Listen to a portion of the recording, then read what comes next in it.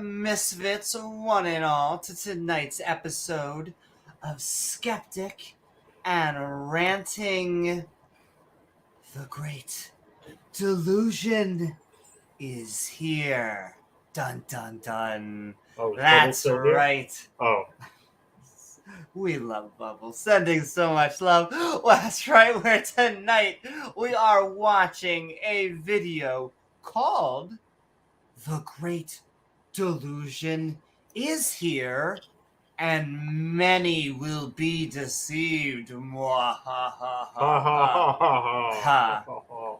Yes. From the channel SkyWatchTV. I'll get you, Gadget. And your little dog too. Won't you join James W. and myself, Amy Newman, for a fun time that is out of this world? Oh, literally. My.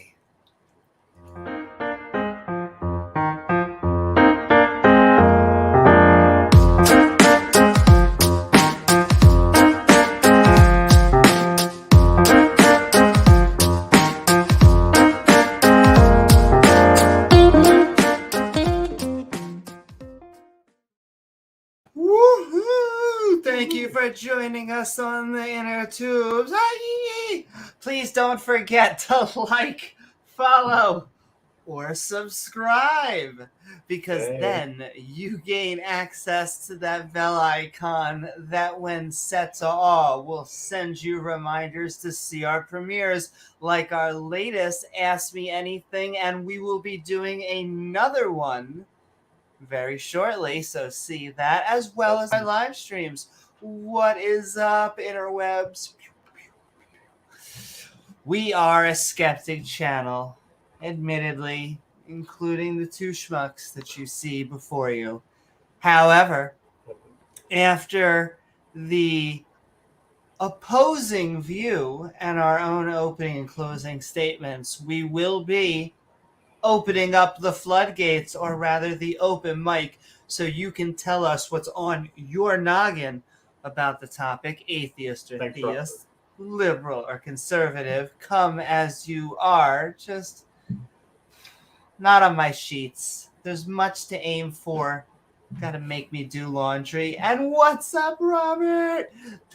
That's right, Robert. Gizmo is as good as any tinfoil hat I've ever seen. So he keeps you centered. He keeps your chakras aligned.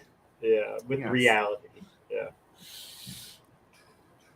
He's also how you know that the earth is not flat, because he would have knocked shit over by now.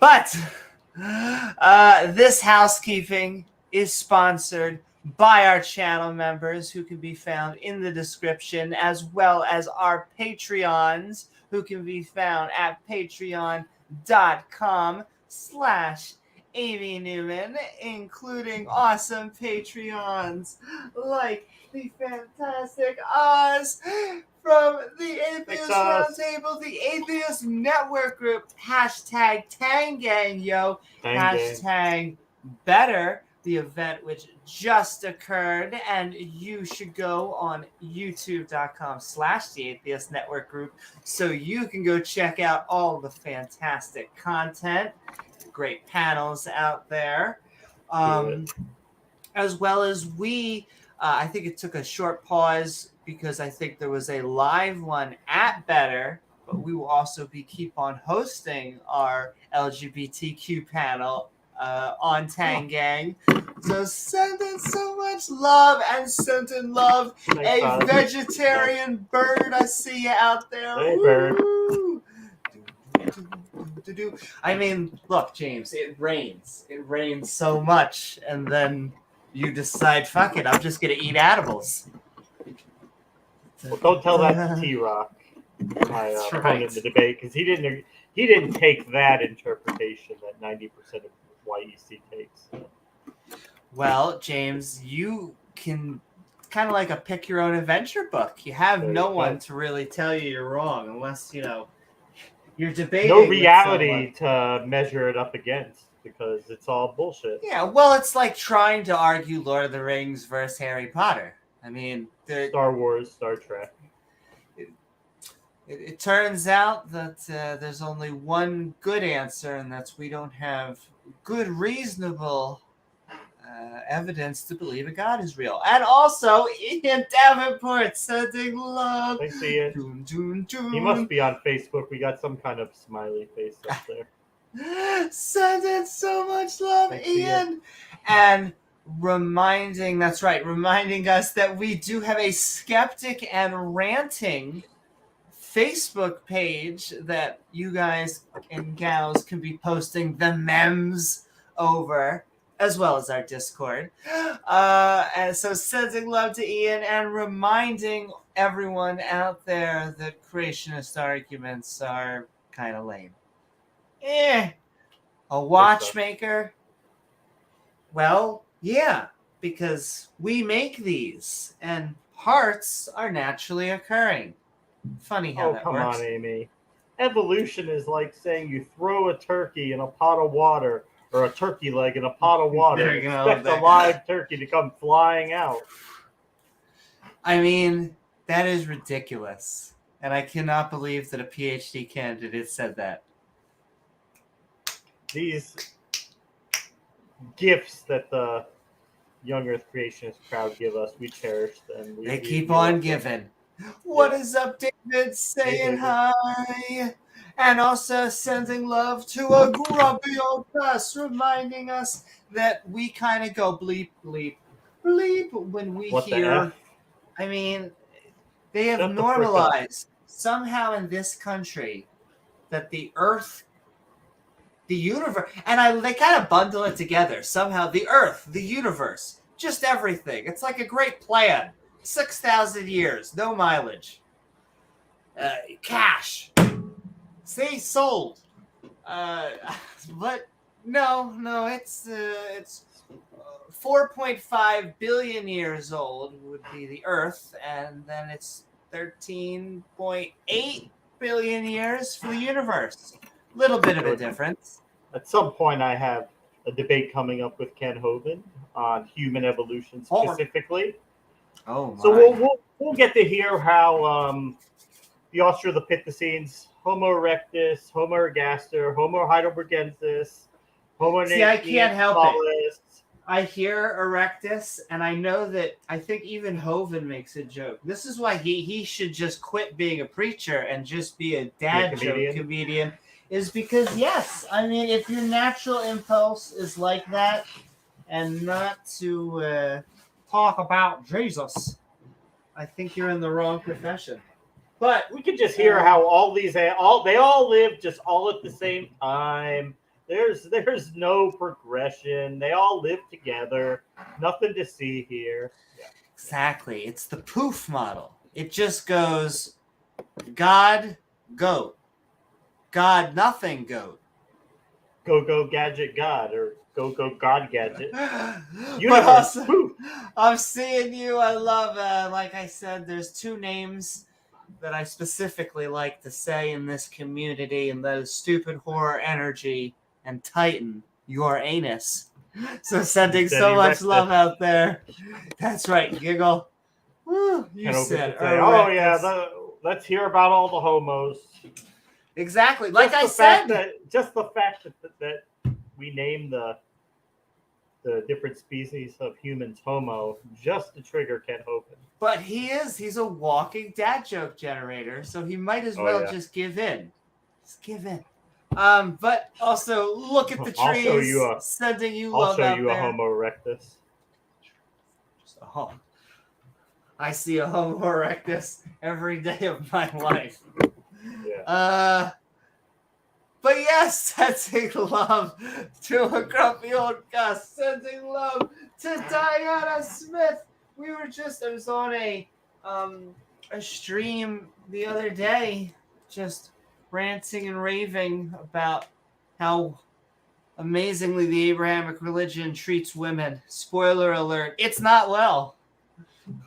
But sending love, the three princesses in one, as we try to, take back some of that ground from the 2,000 years of Zeitin ism.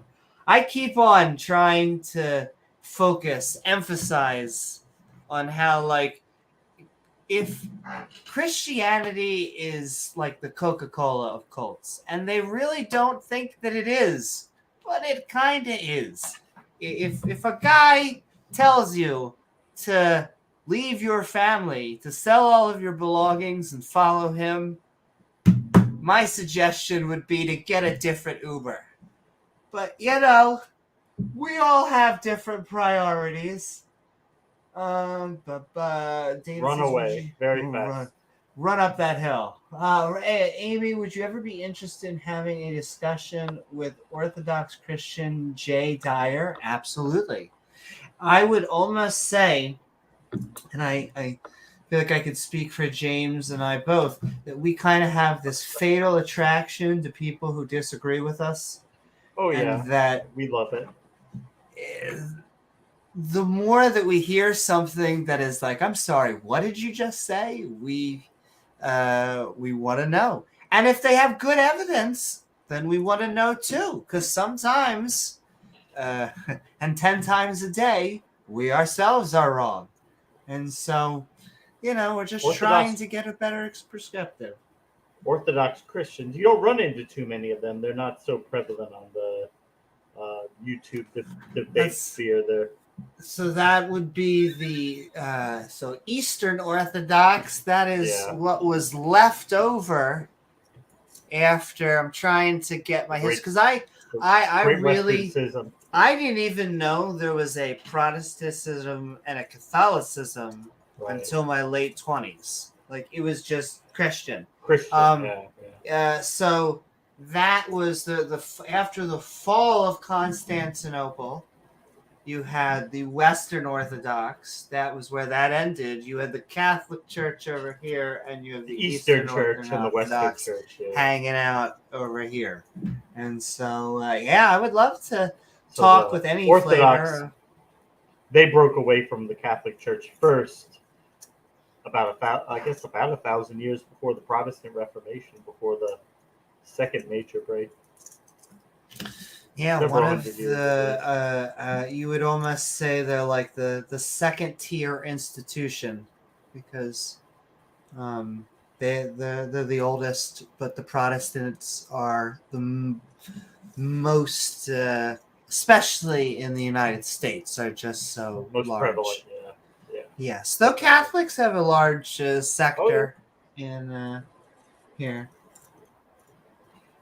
David says, so we say the Roman Catholics broke away from us in 1054 AD. And hey, well, the atheists, the agnostics, the non-believers, the deists even, we always say that's for you guys. That's the canon battle. But we love it. Bring it on. Yeah. The Bishop of Rome, the Pope, he slowly started exercising more authority until all the other bishops I thought you were going to say I was doing Kegels. Kegels? He was doing more exercise? Oh, he was exercising more authority, respect his authority, and they were like, hey, we're all bishops. We all descend from the apostles. You can't tell us what to do. He's like, well, yeah, I can because I'm descended from the Peter, so... oh, my. From Peter. Descended from the Peter to Tucker, who we love. Sending love, Peter. Sending love. They're going to go for it. Who I am finally. Oh, my Jesus. Sending love, so much love, Megan. What is up? Going to finally be on the panel of Randolph Richardson, T-Jump. Oh, this Sunday? Gonna go for it. Yes, I'm finally gonna be on the going into. Now that you're free, your Sundays are free. Yes, now that I am free of the Borg. Though sending love to the Borg for all that they do. But I the prime directive demands it. But I just am excited because Randolph is basically, and Taco, sending love to Taco, who they've basically set up shop like among theists and have said, just come convince us. And I feel like I am uniquely equipped for that because just they have their Coming from you, that's an unusual. That's an interesting phrase. Well, their number one. If you view skeptics like serving doubt, like that's what they're serving up. We're here to serve doubt. Like their number one clientele is people just bitching about the format, and I just feel like I am uniquely into because it's just theists coming in and going prove God to you. Why would we prove God to you? Because that's the title. Do you see the words above your head, both in here and like the Discord server that you're in, and you see that? Well, that means that you're supposed to provide evidence. That really is the crux. Someone If said. you don't want to, how about if you don't want to provide evidence, don't go into that. And room, it is chat, basically, and stream. then what they then follow up with is, how could we ever prove a God to you? It would be silly of you to think that we could prove God to you. And it's just like, okay, keep saying that. Just please, over and over and over. That should be your new mantra. I don't know what else to say. You could ask them what, which I'm sure you do, ask them what proved it to them, which I imagine you get a smorgasbord of very interesting answers from that. Also, Randolph Richardson, that's right, made an offer that I couldn't refuse. Because he is the godfather of atheists. That he is. But yes, sending love to Randolph, everyone in chat, sending love to Diana Smith and Pat Lowinger! Woohoo! Sending love to Pat! Reminding us that you should all be going to learn some shit at youtube.com/BiddyBuddha_. He's done some fantastic episodes of Talk Skeptic to me. I am working on an intro so that all of our channel members and Patreons, you should know, you have access. Gizmo and I will produce shows. If you have expertise, if you have knowledge, we want to help you. You like having? We want to help you share it with the community. So utilize us so that we can help everyone out there. They will utilize you, Amy. Trust me. Oh my! Starting to get hot in here. Get steamy. But sending so much love to Biddy Buddha. Sending so much love to Pat. Freaking hashtags Tang Gang. Great person. Again. And also sending love to Best in Show, Dale Pastel. We are looking for just a little bit of empirical evidence. Not going to find much, though. We never find any. Today is another weird one. I always find it odd when they try and mix, like, aliens and Jeebus. It's, it's like when you're at an Applebee's and you decide to get a combo platter that's just not normally on the thing. It's like, okay, I guess you can get... I asked my manager. He said you can get Jesus and aliens. All right. We're not going to get evidence. But mashed potatoes and gravy with my mozzarella sticks.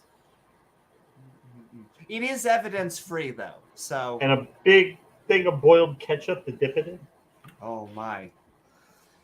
And remember, I was just saying this to Rachel earlier, that since actually, I'll modify it. What I said to her, knowledge is knowing that ketchup is technically a jam. Wisdom is knowing not to put a tomato in a fruit salad. How about fish sticks with my dessert? Listen, I love fish sticks. I have loved fish sticks in my mouth since day one. I've been with Kanye all the way. But sending love. Oh, Randolph showed up. Speak There of you the go. devil. Speak of the Dun, Satan dun, dun, himself. dun. That's right. We can apparently summon Satan himself, who is 50% softer than Satan. But also sending love to Dale Pastel and Dave Gar. Woo-hoo! Dave Gar reminding us that the earth is indeed thick, and we kind of like her that way. It's okay. You can use your fisheye eyes. Wait. Not a thin crust pizza. James, Soros is telling to shut us. We gotta shut it down. Shut it down. Gotta shut it down. Oh. Okay, the indigestion passed. Well, Soros is telling us we can continue. We would have gone much earlier, but Soros was having an adrenochrome session. Indeed. So, priorities. He wasn't able to monitor us before, so. And our chips weren't blinking. So if they're not blinking, I don't think we could technically go live. He was at a certain pizza shop in the greater DC area, if you know what we mean by that. Lots of pay-pays. My friend, P.P. Le Pew's. And sending so much love. And I will say that, and I have to see, I think we already have access to it, that you're allowed, the more subscribers you get, that's right, the more subscribers you get, the more badges you have, and we have 4 of them right now. I'll got a couple more in the queue. But we already have 1 in the queue, and they were inspired. The 5th one was inspired by Randolph saying that I should make it. It's a sending love emote. So I'm sending the badges, or not the badges, the emojis into chat. Maybe next one will be Gizmo's face after that one. A Gizmo. I definitely want to get a Gizmo one in some type of capacity. But you can see we got a woohoo! We have a hashtag is a myth. We have a did you know a book says a thing? And of course, a look at the trees. I love all of those. They're good. But yeah, we have a sending love, which is going to be in the queue. Look at the trees. We're about to add. Gizmoji. And, I can't show them on screen. It just goes skeptic trees, but they're out there in the chatosphere. And Skeptic phallic. Oh my! Should get one that's like get a whale or get something like that. Yeah. Random says, "Wow, that's fantastic! I'm so glad you're running with that slogan. You've been saying it for years. Sending love. Ooh. That's right. It's with me with my hands like this with 3 different hearts. Jazz hands. It says send love. It says jazz hands. But sending so much love. Also sending love to all of our mods out there. Pinning up there. It helps us no matter what you are.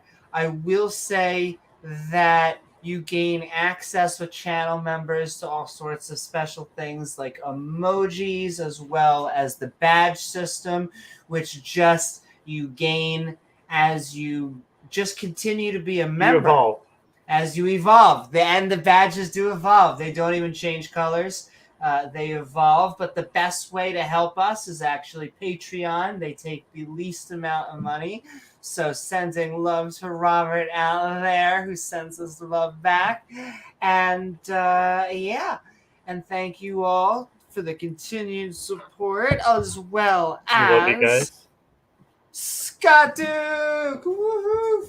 Sending love. He hangs out with Answers in Atheism. I lurk a lot on Answers of Atheism. I really should be chatting a bunch again. Did you see the show they were talking about It's going to be, I guess, a debate between Speed and Sal Oh, my. Cordova. Oh, really? That's so funny. That will be epic. I always joke that Sal is not the first person, and I take this. It's edgelordy to compare yourself to it, but I feel like I'll take the compliment. Is that he has compared me to the Joker? Because I just told him my view of that if the Christian God was real, I would then become a theist and then a Satanist because I would join Team Satan. He seemed to not like that answer. Well, actually, what did it for him is he could tell I was sincere and not trolling. It wasn't like a ha ha ha. It was like a no. No, this is what I believe. Come to think of it, he hasn't been. He used to come around. He hasn't been on our channel in like a year and a half. Yeah, no, he's convinced. I swear. Well, here's the thing. In his defense, though, recently he has defended fairly sternly Cindy Lincoln, who we love. He's been an opponent of Kent for a while. Exactly. I mean, so, well, I guess he is more of a legitimate scientist. Because I was about to make that point. So he criticizes Kent for some of his more eccentric, outlandish arguments. Not that he doesn't have some of his own, because he does. But I think Sal sometimes can get insecure about his credentials because of people like Kent. Because, if you work your ass off to get degrees, then people who, I don't know, taught like kindergarten biology. I thought high school science. High school science for 80,000 years. Sure. You're up to 6,000 years old. I taught it. I don't know a damn thing about it, but. Well, what is up, Stilette Leray? What is the Great Delusion? That, Oh my, that's right. Well, my favorite part is that if you look at the hashtags, like the prime hashtag, YouTube won't even show it because it's just so filled with conspiracy theories. But it's okay, TOS gods. We're the ones talking the nonsense away. Wait. Yep, George said we can continue. But yes, we are talking aliens tonight, ladies and gentlemen. Not just any aliens. Not just any aliens. Special. Christian aliens, somehow. Well, so satanic. Well, that's true. Well, yeah. I'm not really sure what position they take. You would say satanic. I would say spoiler, not spoiler. I feel like what they're trying to say almost in this is like, now all of you other Christians are getting ready to say demons. And maybe it is demons. But what about aliens? Like, they take a very... I don't know if they want to dunk them. It's like Dunkin' Donuts. I don't know if they want to dunk them or talk with them or they...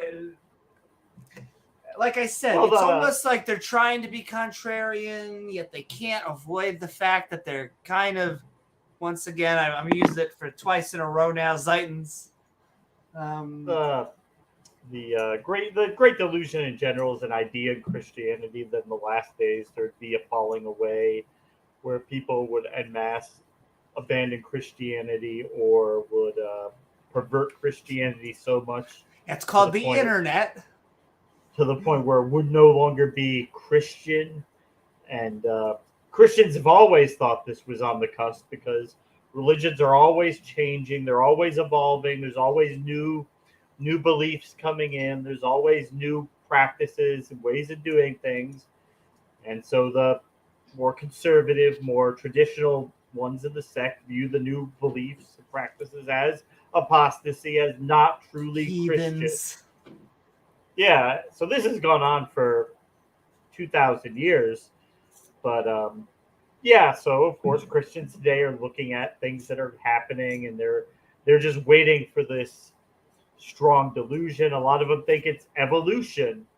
is the strong delusion that people are going to be under, because even lots of Christians can't deny the overwhelming amount of evidence behind evolution, so they have to integrate it into Christianity. So they would say they're being deluded.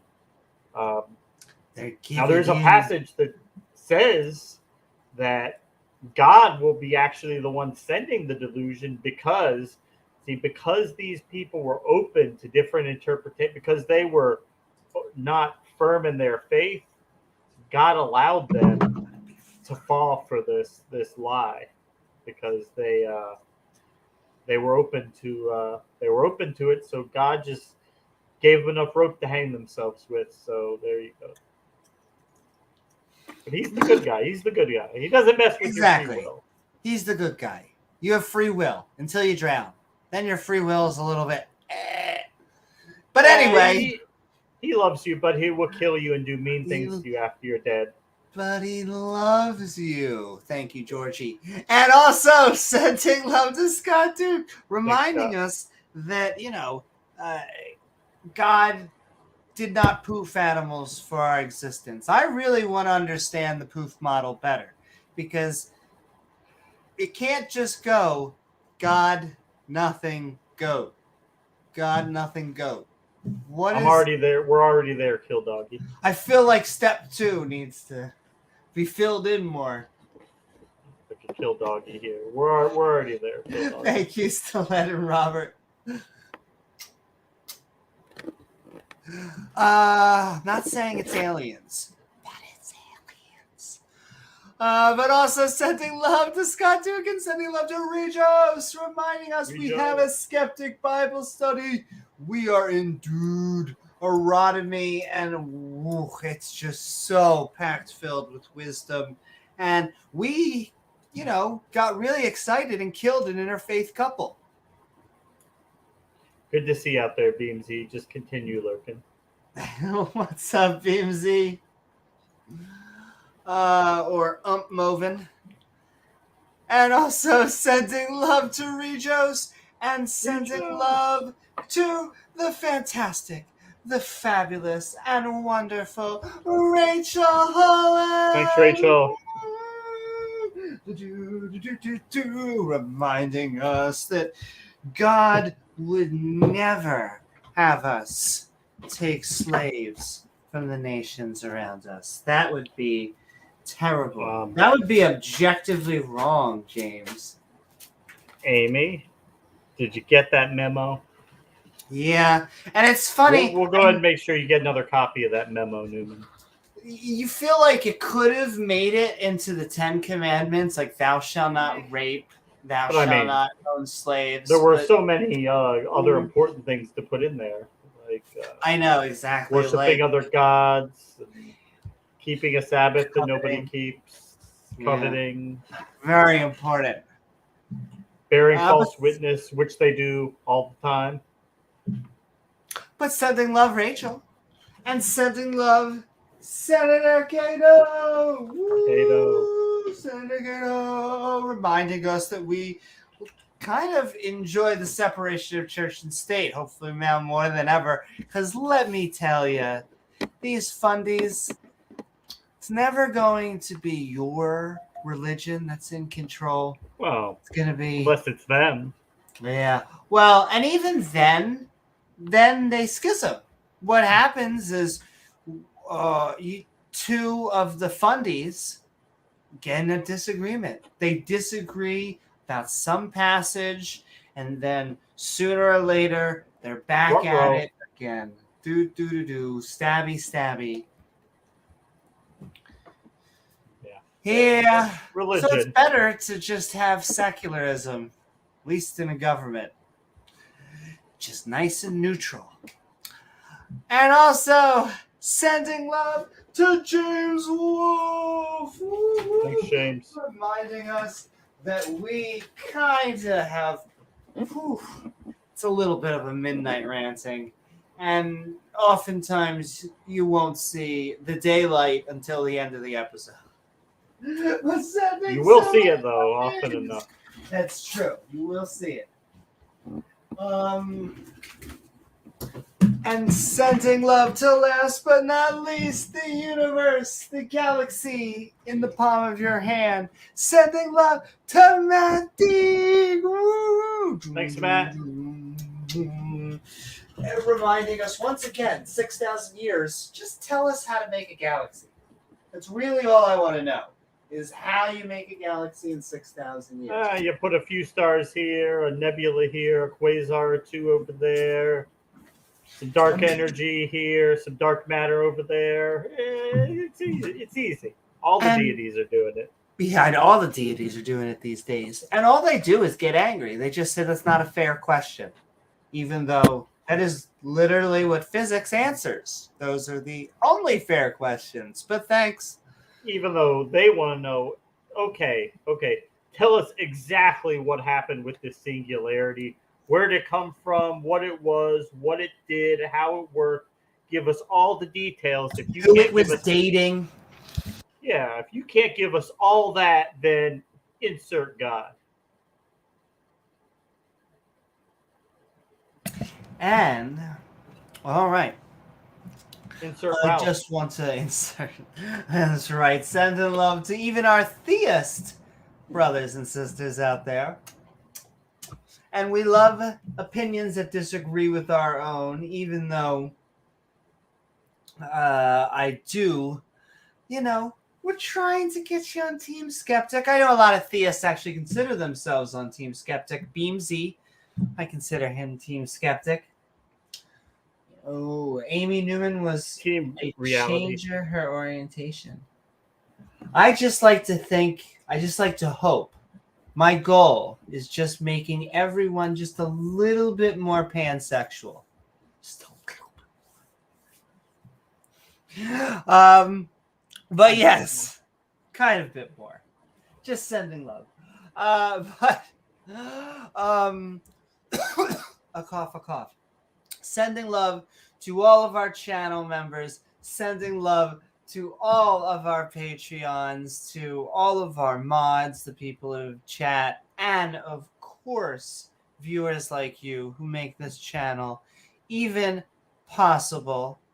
And before we get the fun started, where we hear the opposing viewpoint. Get ready, Mo. Dun, dun, dun, dun. Ralph is quaking with fear.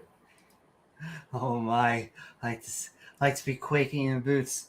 Beamsy says, unless it did, and we are all in a dream on Azeroth, and we better hope to the cherubs do not light up the incense drums, bells hard, and horns to keep the great idiot asleep. Woohoo! What is Beamsy also sending love out there to our Twitchosphere? If anyone would like to join out there, sending love out there. We're also looking for active chatters as well as active chatters to become mods. I should probably make Beamsy a mod in there if he isn't already. But sending love out there. And all right, before we hear the opposing view.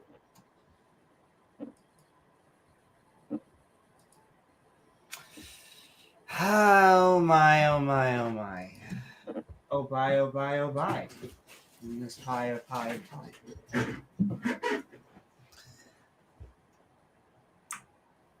The Great Delusion is here? Well, I couldn't agree more. Because in the United States of Gilead, about 60% or more of this country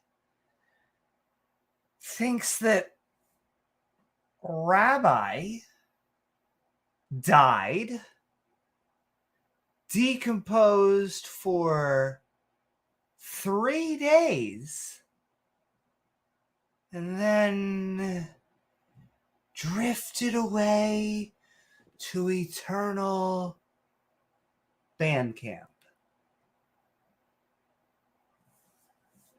So it's bad enough that we have to deal with this nonsense, let alone aliens from another world. That's right. Unidentified flying objects. UFs.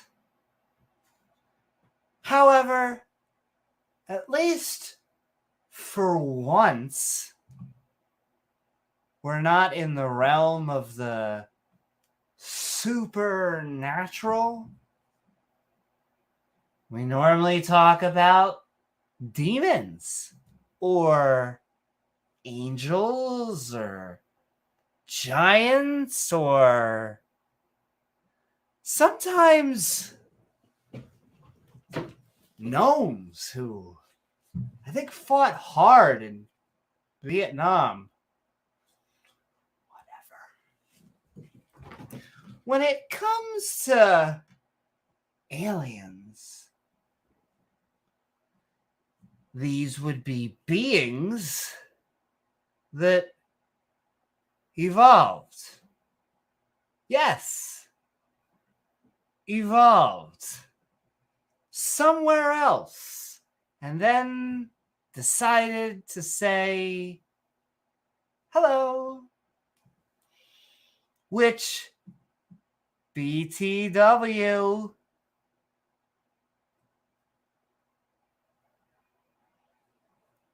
never have. Nope. Yes, the government has confirmed the presence of, I repeat, unidentified flying objects. It's only when people identify them that we have a problem. And I'm fairly sure anyone wanting to baptize a little gray monster is about to get spray bottled by Lady Gaga. So when I hear the great delusion is here, all I can think about is a cartoon I once saw. Two aliens are staring at Jesus crucified. And one just quietly turns to the other and says, "Let's get the fuck out of this place." Thank you. And woo-hoo. All right. Before we hear the opposing viewpoint, James W., what is up? We are looking to have some fun that is out of this world.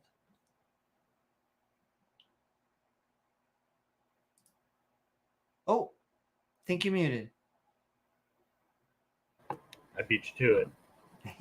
I wanted to pull something up real quick. Let's see. To talk about something that happened today.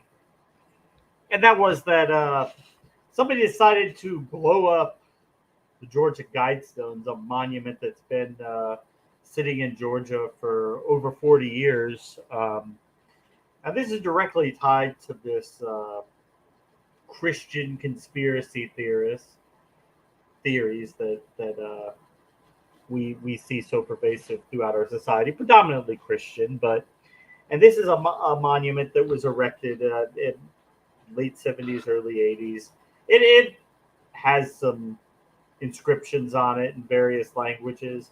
And it was intended to be, or at least intended to get people thinking about like some type of post-apocalyptic scenario where humanity would be rebuilding. And it proposed 10, I guess, suggestions, guides for how you would rebuild society after a nuclear apocalypse, which was quite possible in the 80s, late 70s, early 80s, because we were still in the Cold War, where a nuclear war was a ever possible threat. I guess it still is today in a way, but much of a more serious threat at the time. But the Christians, they read these inscriptions and they think, of course, it's got to be Satan. This is a satanic conspiracy. So let's just go over what these things are that they're so scared about, and these tenets for how you rebuild society. Number one, maintain humanity population under 500 million in perpetual balance with nature. So they've taken that to mean, which is population control. Don't expand too much that you threaten the environment, which could you really control that? I don't know. But that's what they proposed. But it doesn't mean, which is what they're taking it to mean, exterminate 90% of humanity, because under this scenario, they would already be dead. It's not talking about killing 90% of people, which is what the fear-mongering Christians want people to think that it means. Number two, guide reproduction wisely, improving fitness and diversity. I don't know if I would really agree with that. It depends on what they mean. They're using a lot of vague language. If they're talking like eugenics or something like that, of course, I wouldn't be okay with that. But moving on. Unite humanity with a new living language. Yes, I guess ostensibly so we can all worship Satan, right? Number four, rule passion, faith, tradition, all things with tempered reason. Oh, Ralph is really going to get triggered by that because he doesn't want reason getting in the way of his faith. So, of course, that's got to be a satanic conspiracy theory right there. Number five, protect people and nations with fair laws and just courts. Okay, I don't know. Obviously satanic there. Number six, let all nations rule internally, resolving external disputes in a world court. No wars. We'll decide everything diplomatically. But to each their own. You do your thing, we're going to do our thing. Seems pretty reasonable. Number seven, avoid petty laws and useless officials. Sure. Number eight, balance personal rights with social duties. Okay. Number nine, prize truth, beauty, love, seeking harmony with the infinite, whatever that infinite means to anybody else. Number 10, be not a cancer on the earth. Leave room for nature. Leave room for nature. Now, if you think those are like the tenets of Satan, then Satan is obviously not nearly as bad as he's been made out to be, because most of those are pretty benign. And the fact that somebody is going to go to prison for blowing this thing up, someone's going to spend a substantial portion of their life locked up because they decided to do this, is quite bewildering to me. But that is the mindset. That is what you get when you dive a little bit too deep into these conspiracy theories and you start taking some of this shit a little too seriously. Yeah, that's all I really wanted to talk about. You're muted. Thank you. Can you hear me now? We hear you. Gotcha. I have to do it at least once a podcast too. Minimum. All right. We are about to go into the opposing view. But keep on sending in those comments, one-liners, or questions to James W. and myself and Amy Newman. Gizmo will screen it. Get it done. Do.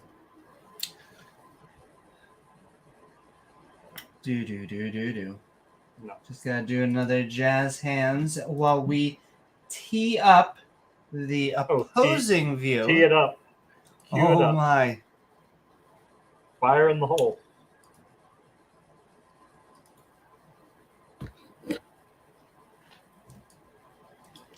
And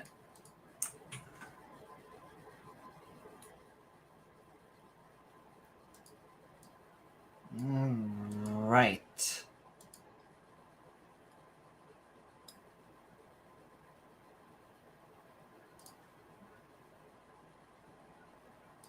Uh-huh.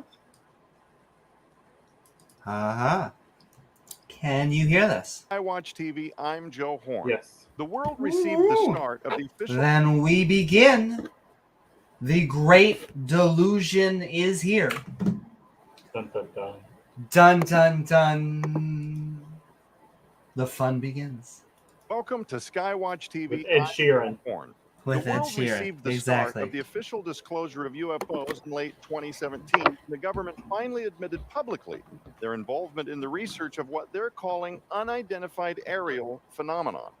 Disclosure has been coming in waves ever since, with many people now believing aliens... Once again, and they're going to continue to use that as a source, as if the government confirmed aliens when the government confirmed unidentified flying objects. are the creators of humanity. As Christians, how are we supposed to respond to this growing trend? Well, we hope to answer that question by presenting to you a project that is over 10 years in the making. Watch this. Oh, I've got a project for you. Oh, got It's something about in your pocket? Better watch 10 it. minutes in the making. Research that I'm aware of. Chuck Missler. He's dead now. I suspect that they are going to try to represent themselves. We've got to take him apart at some point, Amy. Chuck Missler, he's on the list. Oh my, put him on the hot seat. Well, put his corpse on the hot seat. Him right there, yeah. Indeed. Whatever's left of him. They're still masquerading as the saviors of humanity here from some other star system. It's a lie. When looking at UFO phenomenon, we have to remember the skeptics have to be right every time, but the believers only need... Carl Gallups, Hickory Hammock Baptist. Oh, I like this because he's trying to call us out, and I basically saying that they only have to be, just gotta be right one time. We always got to be the naysayers. It is true. They only need to prove one of them for the phenomenon to be confirmed. But sure. Well, that's kind of the problem also arises, especially with things like Jesus, is that once we find the phenomena, we then need to figure out what is going on. Because it could be that someone can walk on water. It could be that they're wearing stilts that you can't see from the level that you are viewing it. So just got to figure out what's actually could be a happening. mechanism that teleports fish into his basket. Exactly. And so it could be supernatural. We're almost mixing a weird mix here because once again, I don't believe in aliens, not because they would be a supernatural phenomena. They are a natural phenomena that I do not think has enough evidence to support it currently. At least that is my current view. have to be right every time, but the believers only need to be right once. Yeah, but they're never right. So Yeah. they haven't been right one time. So there you go. They're zero for whatever. Yeah, zero for almost This is a coming great decision. thousands and thousands and thousands of Of denominations. attempts.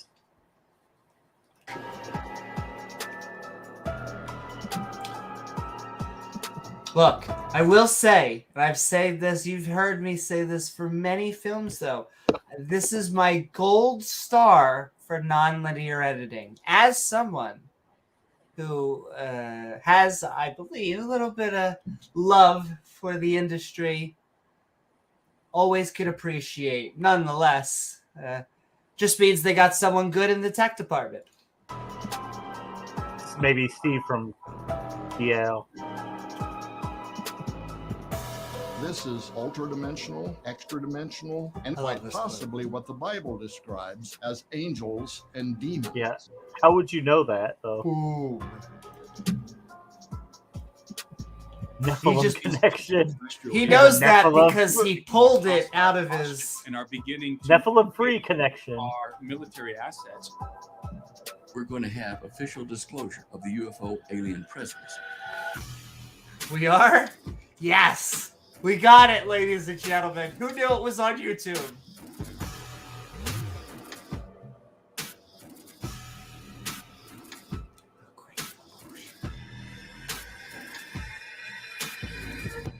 This is not fiction. It's coming.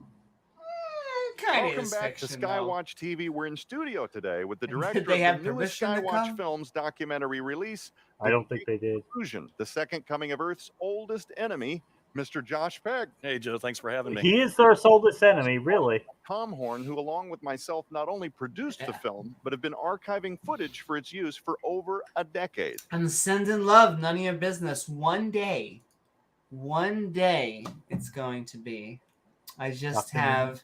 I would like to. I like to get my doctorate. I have my one master's in information system technology, and this semester, because of the way my school had it, I get to claim my master's of education in applied technology. Woo! And then one day, I might have to conquer some of that debt, but then We'll never get to her that out of the doctorate. classroom. Yeah. Oh, it's true. I am addicted. I am a little bit addicted to school. But it's because when I was in K through 12, none of it stuck. They could not keep me in the classroom. Like, I would just pick up and leave. And so it wasn't until college I was like, I could do anything I want? Really? Anything? And then, well, a lot of Gender debt later. studies. Look, I mean, that would be interesting. I don't think I could. It would be a good. It's not my degree, but I'm sending love to no matter what degree you're. There you Holy go. smokes, you're dead. Yeah, no, I do. I love it too much, but I love also teaching. That's going to be the new thing. I'm about to release some episodes on, and we'll jump back in just how Editing. to make content editing, just like saying, like, I appreciate the nonlinear editing here. I want to show people how to make their own podcasts, and that probably will include a little bit of nonlinear editing. So I'll to be soon. Am I Englishing? Coming soon, to be continued. There we go, ladies and How to gentlemen. wear all black suits with black back glasses. into the UFOs. Black shirt, black suit, Before we black get into our tie. discussion, we have decided to use the next few weeks to show you selected clips from the movie itself. Now, keep in mind we're unable to show you the entire movie in this short television format.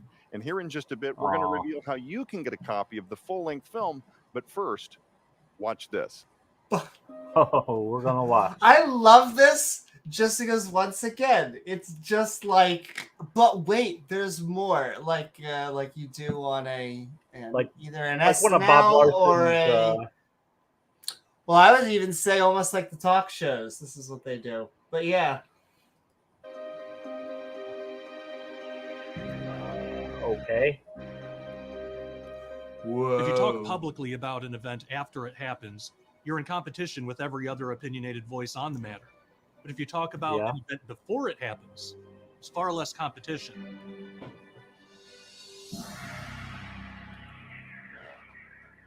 So many DPDs today. In December of 2017, the New York I love Times- this guy. This guy's our G-Man, ladies and gentlemen. He's like the G-Man of tonight's episode. He's Like gonna trying to be. channel Rabbit Ape or Penn and Teller.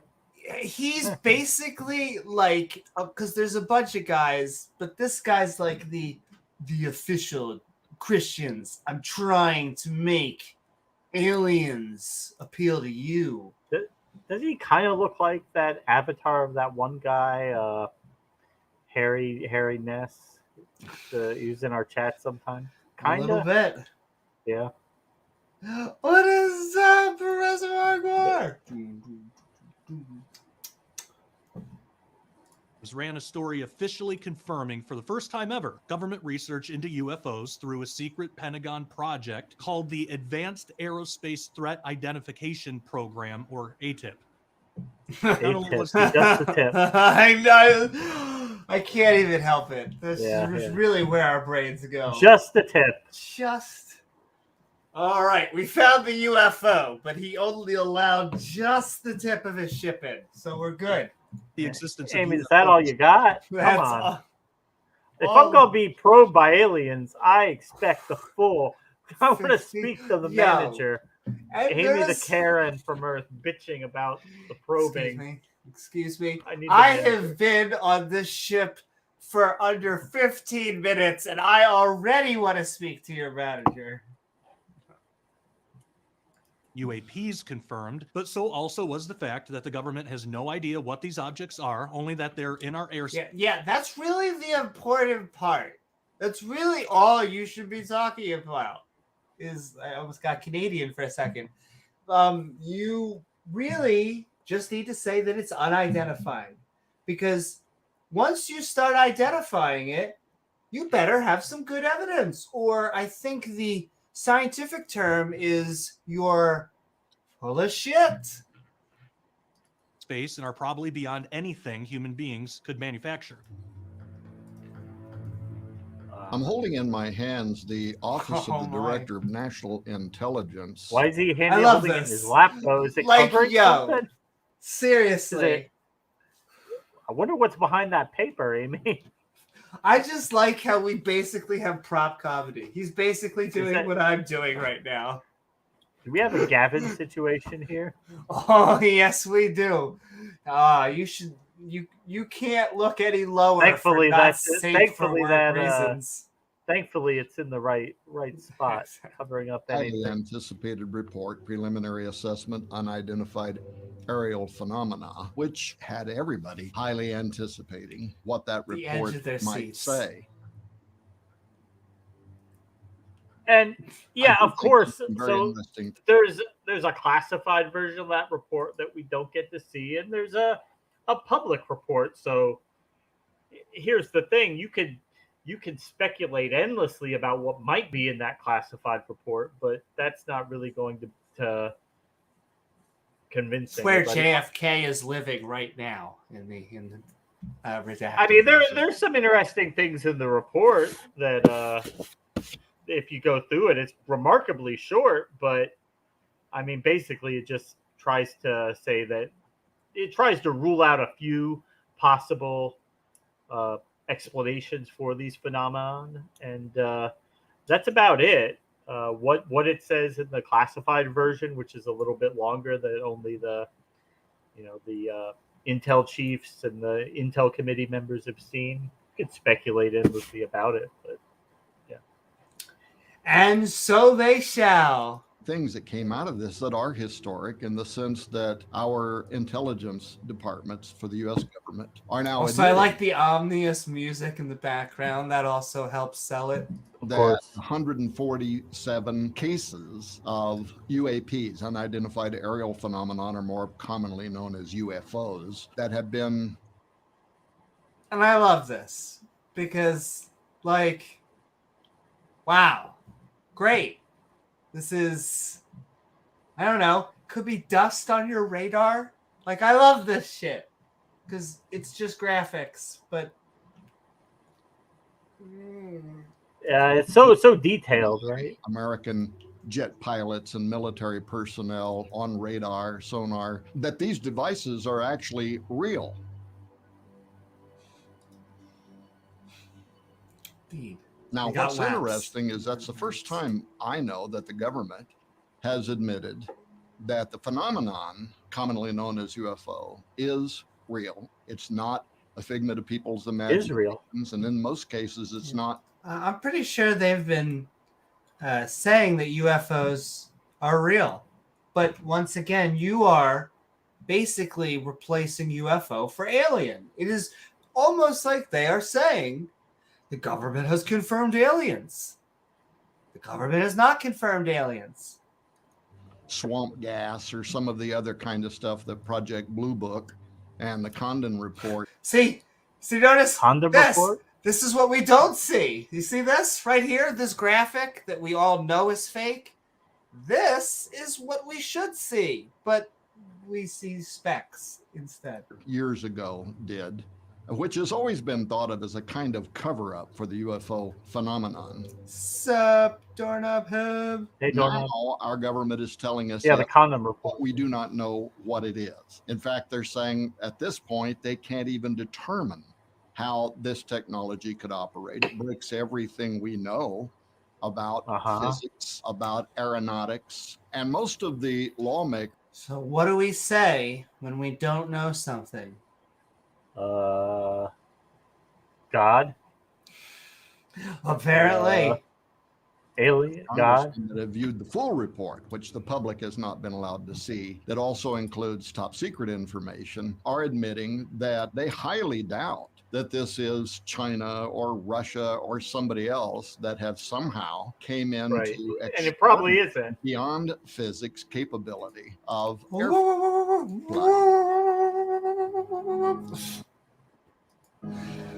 Oh my. So what is it?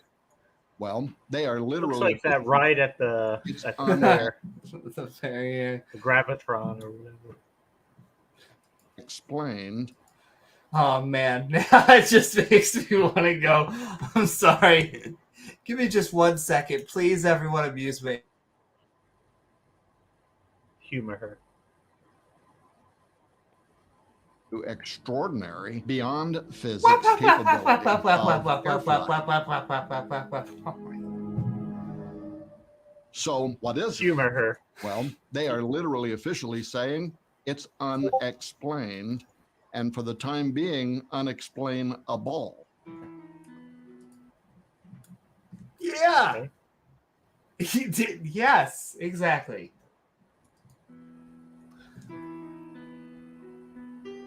While this was a shock to those who are only vaguely interested in the topic, it didn't come as a surprise to others. Why is There have it? actually been a number of individuals throughout the years expecting this exact event, the day we would begin to receive official government disclosure of UFOs.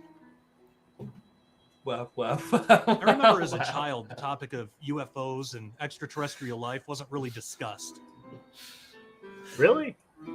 I grew up in a Christian family, Never. Baptist church, and the generally accepted view of UFOs in that community at that time was that these are just demonic, and that was about the extent of it. Dun, dun, Once dun. again, I like how they show this like it's just documentary footage.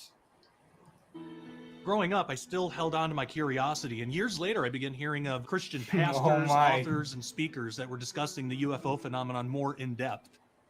This eventually led me to Dr. Thomas Horn and his extremely influential book with Chris Putnam, Exo Vaticana, which deals with the UFO topic from a unique Christian perspective.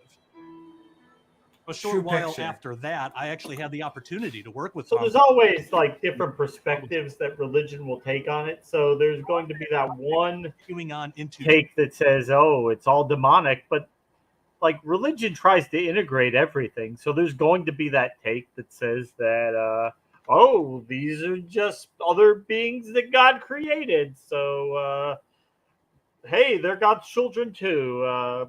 Christianity still works, though. It's still valid. It works. Still valid. We can baptize them. They need Jesus too. They're sinners. They need to be saved.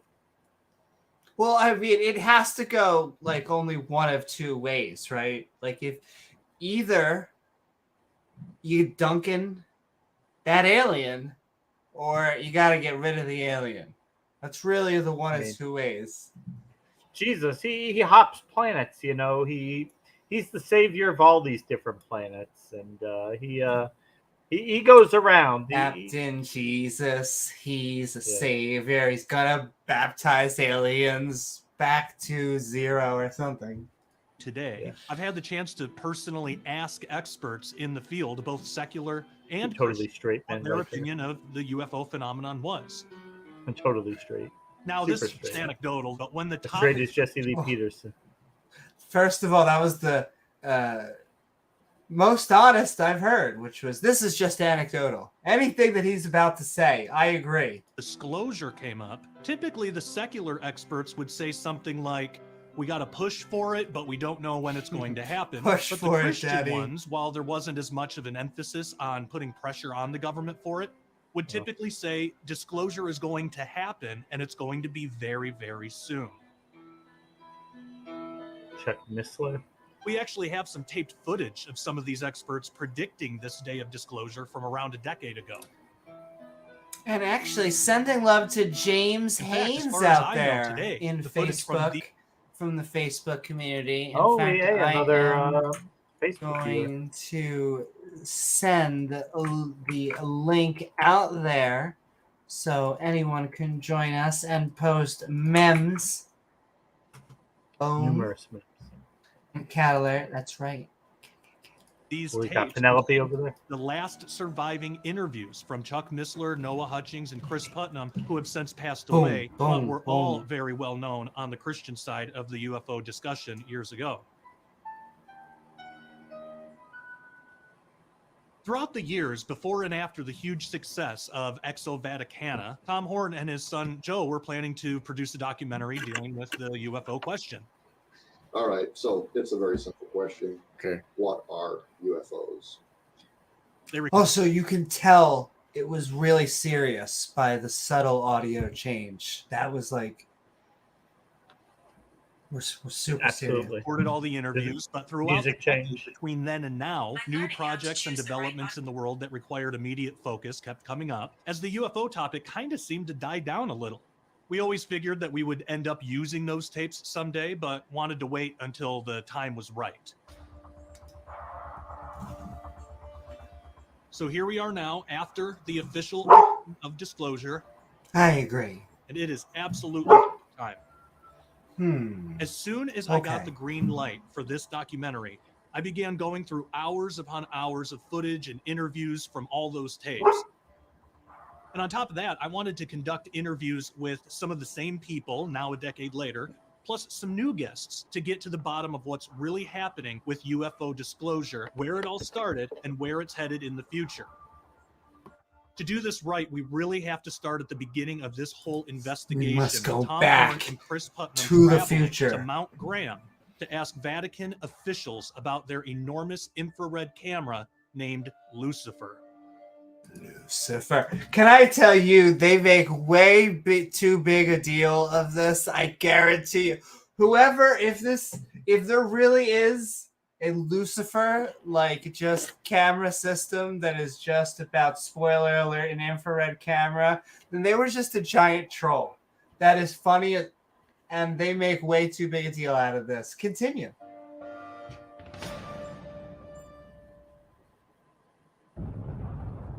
Continue. Yo, I love this because that just gives it like that horror movie all of a sudden. Like you're just gonna turn around the corner and it's gonna be like, yeah, it was aliens, but aliens plus, in axe. It's like the Texas Chainsaw Massacre, but with aliens. Was first Oh, key with aliens, during yeah. the 1970s through the 1990s when Monsignor Corrado Balducci, an exorcist, a theologian, and a member of the Aliens. Vatican Curia, the governing body at Rome, and by the way, a guy who was a personal friend of the Pope's, started appearing on Italian national television to state that ETs were not only possible, but were already interacting Right with here. Earth, Right and now. that the Vatican's leaders were aware of it. Furthermore, speaking as an official Pope demonologist, is talking to aliens. said that the extraterrestrial encounters are real, Starting that they to are make not sense. demonic, he said. They are not due to psychological impairment or hallucinations, that they are not a case of entity attachment, but that those encounters, he said, deserve to be studied carefully. And then he went on to disclose how the Vatican itself Very carefully. has been closely following this phenomenon and quietly compiling material I think they're closely following other embassies things. around the world on the extraterrestrials and their mission. Yeah, I think so. I like- Music, yeah. I like this because they somehow are taking a pot shot at a subtly different religion than their own, and yet somehow still managing to like just Are they create taking a pot shot at them? Oh, absolutely. This is definitely what this is they are some form of Protestantism. And what they are saying is, spoiler alert, that the Vatican is in cahoots with the aliens. That they basically know and are serving and working. That's why I always like this sometimes, because it's one of those instances where we know we hate you dirty atheists, but we have to deal with these Catholics. And the atheists are normally like, but they're like you. And then we're like, oh, Burger King and McDonald's. Oh, okay, Coke and burgers. Pepsi. You're both selling burgers. Dunkin' I'm so Donuts, sorry. Starbucks. Got you. But in this metaphor, we're vegetarians, so... Whatever you make of his claims, Balducci was a member of a special group of consultants to the Vatican. He was a public spokesperson for Rome on the matter of extraterrestrial life, as well as UFOs and abduction phenomenon. And his assertions have never been contradicted by the Holy Roman Catholic Church.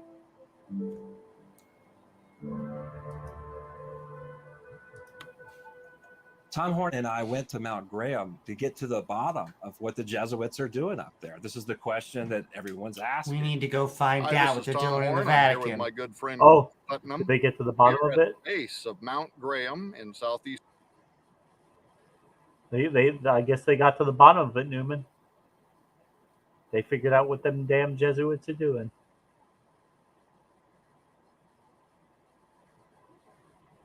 All right, this is here. We're here with them. We're ready. We're about to go storm the Vatican. We're finally going to go get evidence of some aliens. I'm here with my boys. We got it. Are you ready? You up? Let's up. Eastern Arizona. We're going to be traveling from 3,000 I don't see any Jesuits out there. 500 feet above sea level.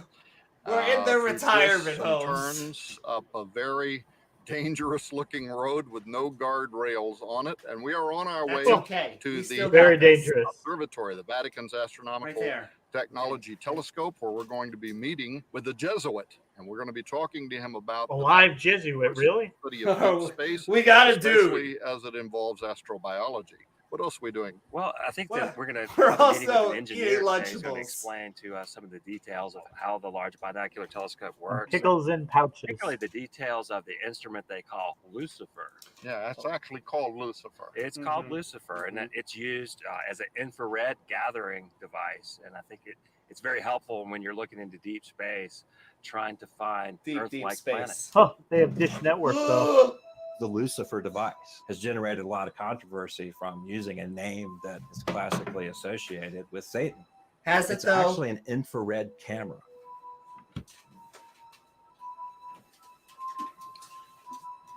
There are some sorts of things that move around in the sky that can only be seen in the infrared spectrum. Uh-huh. Perhaps they are looking for things that can't be seen in the normal light spectrum. We were intrigued with Mount Graham. Yes, perhaps because they're Arizona is So why you would doing use an infrared science. camera? phenomenon witnessed by thousands of people across Nevada and Arizona, as well as the Mexican state of Sonora. The Phoenix Lights UFO, as an example, Phoenix was Lights. the United States' actual largest mass sighting, not just because of the sheer number of witnesses, but because of the quality of their testimony.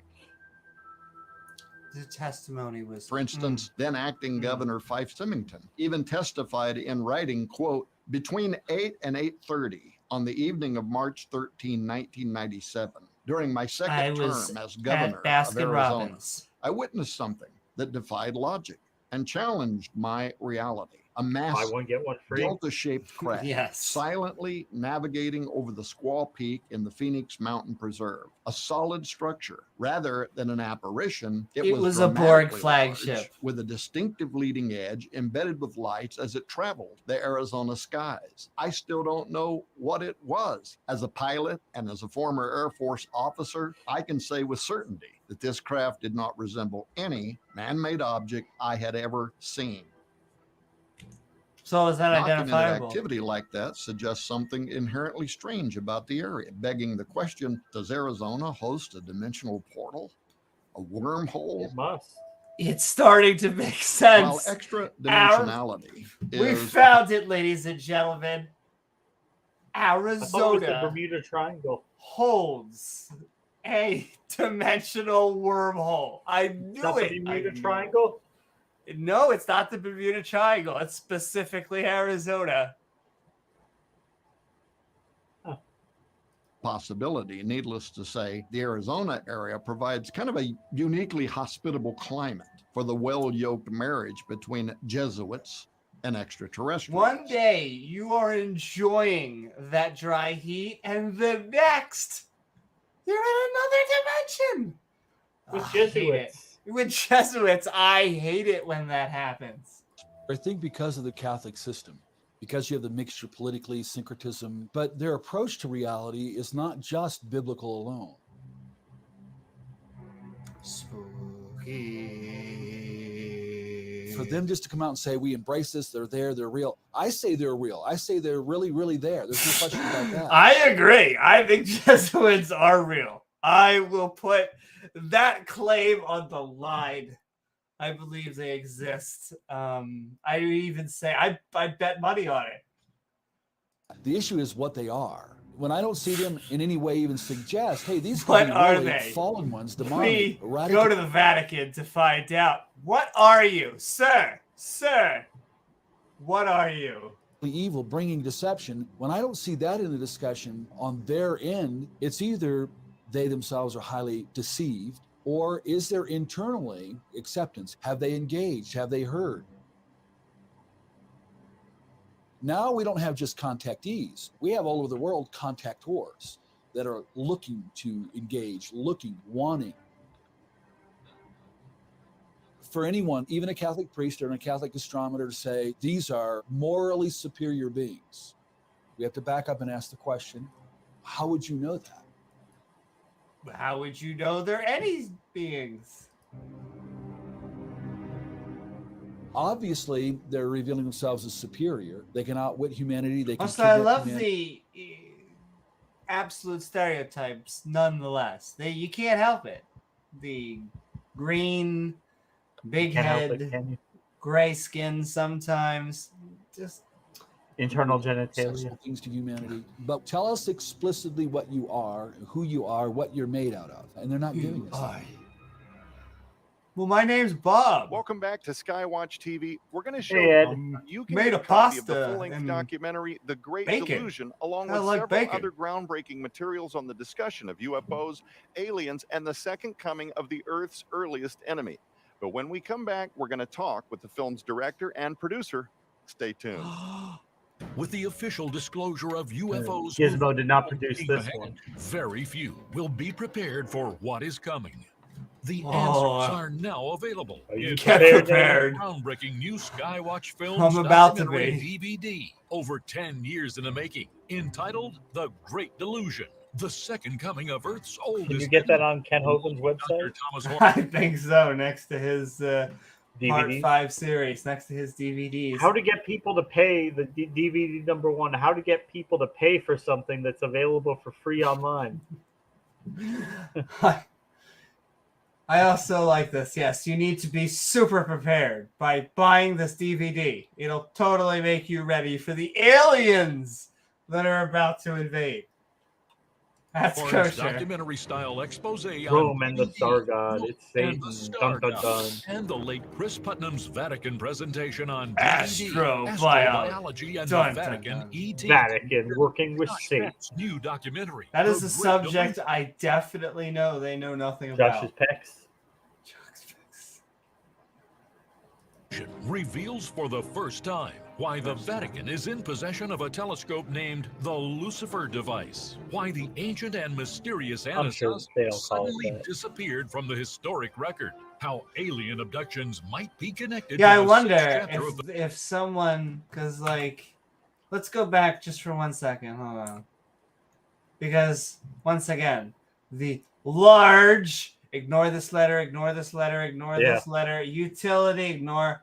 I mean, you can kind of normally with whiffs. That's but kind of these a you would very- actually be Very Lucifer. strangely worded thing. It's like you were trying to construct that acronym.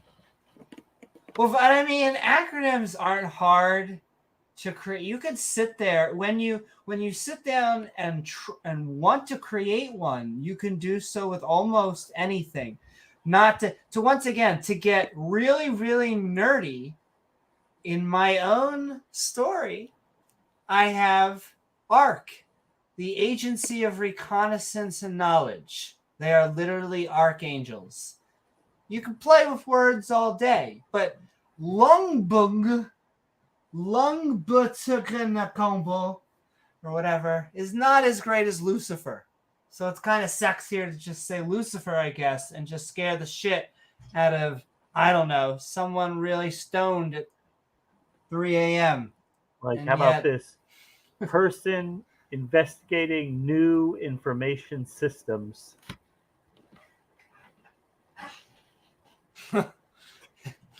Oh my, sounds like a very phallic system. device, why the ancient and mysterious Anasazi suddenly disappeared from the historic record. I like this just because it really is trying to mix everything. It's like they're trying to emulate like the documentary template. Fire so DVD. hard, Fire DVD. Fire even if DVD. the content is just Buy my not. DVD. How alien abductions might be connected to the sixth chapter of the book of Genesis. Oh, I'm sure it's all connected to the Bible. What? It all connects to the Bible. And look, giants. We're right back to Nephilim. We're back to the Nephilim. Yep, the sons of God, and they had giants because angels and humans, that as we say, makes giants. How they will be born out of human wombs is a mystery, but And somehow probably out of angels, because that math makes sense. Well, I like this. I see at the bottom, it's 35 plus shipping and handling. What a steal. what is the only $35? Wow, that inflation is really taking a trip back. But James, that alone will prevent you from alien apocalypse. I mean, come on. Alien That's abductions worth the might shipping and handling. they might have something to do with the Book of Genesis because they just might. I mean, this is a niche market. I mean, this is survivalist Christians that, you know, are trying to survive a specific type of alien end of the world. But okay, I mean, sure, you do you. Whether there is a secret alien-human hybridization program being conducted on Earth right now, if there is a connection between aliens and supernatural entities such as demons and fallen angels, and what we can do to prepare for what's ahead. You'll also see stunning reports on the UFO phenomenon. Totally stunning. What can you do? Send me your money. That's the best way to prepare. Your favorites. Send us your money. Many more. Yeah. Here's some All pictures those of dead guys guys. play bingo with They're me. all dead, but send us your money. Dr. Thomas Horn's documentary-style expose, Rome and the Star God, on DVD. Join Dr. Horn for this incredible expose on What how does he have a doctor is in? not only Yeah, I know. I willing to wonder what his accept our doctorate said. alien brothers with open arms, but are actually See, look, this is what I mean. No, look, not see, only willing to it's accept subtle, but discover how the Vatican will accept our alien brothers So with open arms. They're going down the route. So if you guys are aware of Christian eschatology, end times theology, they're going down the route that, okay, the Vatican is working with Satan. He's going to come down as aliens. They're going to come down and say that, oh, like, we created you guys. We seeded life on Earth. We've been watching you guys. We've been watching your development and evolution. Yeah, we've been just like God, watching while you pee. And we're here now to help because you guys are having some trouble. So we're going to give you this new technology, and you just have to worship us because we created you. And our leader here, Satan or Lucifer, but he's really not the devil from the Bible. Who believes in that crap? Just worship us. Just worship us. And yeah, they're still using, that's the problem also. They're using religious logic to look at this. They imagine like, well, the aliens created us, so we need to get on our knees and then submit to them as gods, right? No, even if that were true, which there is zero evidence for, that would not be what happens. I mean, I think life here arose naturally. Yeah, well, I mean, I don't know what the outcome was. It would be a scary outcome, I think, if it were true, because we have not had good attempts. If you see our attempts at just meeting the natives of other cultures, it just has not gone well. And that's what I think aliens would do here. I think they would it would end up just being ridiculously the same mistakes. I don't know how, like, unless they are the super. Sure, I mean, you could be these super. I say enlightened, but what I mean is hopefully advanced and wise and all this other shit. And maybe you've come to cooperate and help us, but I don't know. It could go. I mean, if that were the case, though, if they like let's say that they are behind the UAPs and whatever. The reason that they would not come out and identify themselves is because they know that a lot of people would hold to these religious beliefs and would view them as potentially some type of apocalyptic figures. If they were sufficiently evolved and enlightened, they would realize that they would not want to cause that type of calamity. Maybe we're not ready. I mean, it could be that, but I mean, it's just conjecture. It's just making sure. It's just conjecture. Yeah, because, we don't know. Like I said, when we try, I've never seen us really successfully even try and do that to like I said, when we try and be very subtle to like the Native Americans, it ended in smallpox. But I don't know.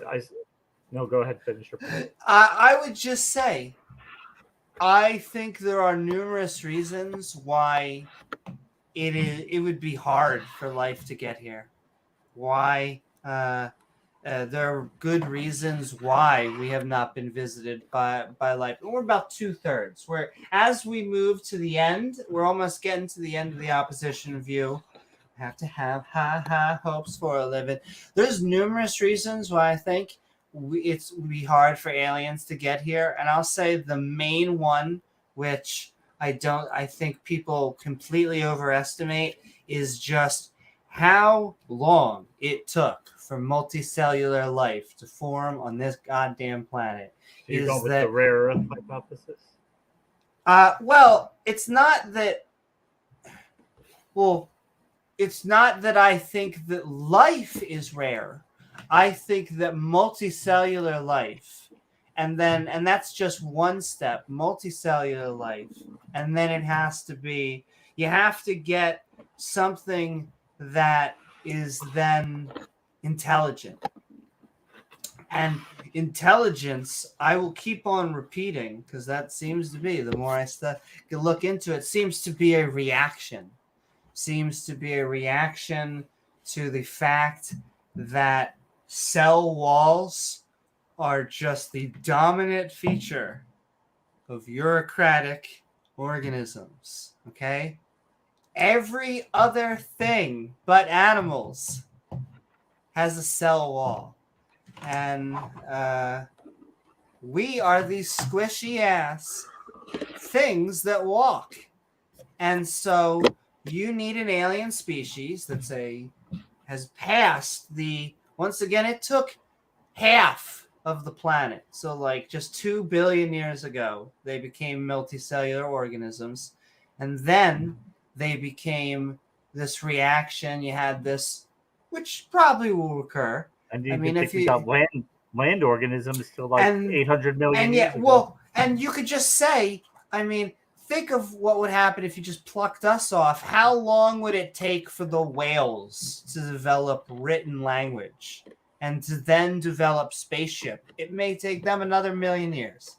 And so my it may take them longer because they're doing just fine without hands. So you could have this super intelligent species that doesn't have opposable thought. So you have multicellular organisms. You have multicellular organisms that are conscious. You have multicellular organisms that are conscious. They have feelings. They write sonnets. They create Mozarts, and they still don't have the opposable thumbs to get them to or whatever to get them. And even us, we can't go past low Earth orbit. We look at us at the pin mark. So the aliens have to be better than us. So we can't even be the bar. It has to be a species better than us. It has to be a species that is done already. And so I look at all this and I go, damn. It's just the bar is just so fucking high that you don't think there's any intelligent life out there, or no. See, that's not what I'm saying. I'm saying why I think intelligent life has not visited the planet Earth. Why an alien species has not visited the planet Earth. Do I think other intelligent species? I would almost say I know. And I would say it's a justified true belief that other intelligent species, it could be how many light years separated, how many galaxies. It might not even be the closest galaxy. We'd have to be talking about in our outside of the galaxy. There's no way they could ever get here. Sure. And once again, we're all just speculating and pulling things. Sure. The difference between hopefully James and I, or James I, and who you're listening right now, is we know we're just speculating. And yes, the only life we can prove is the one that is on this planet. I saw a video about a couple weeks ago. There was a guy hypothesizing that he thinks that that because we don't observe, like, we haven't observed evidence like in space of aliens, is that they must have some type of, at least it's just conjecture. Can I just, I have to say, because I don't, like, think about this for a second.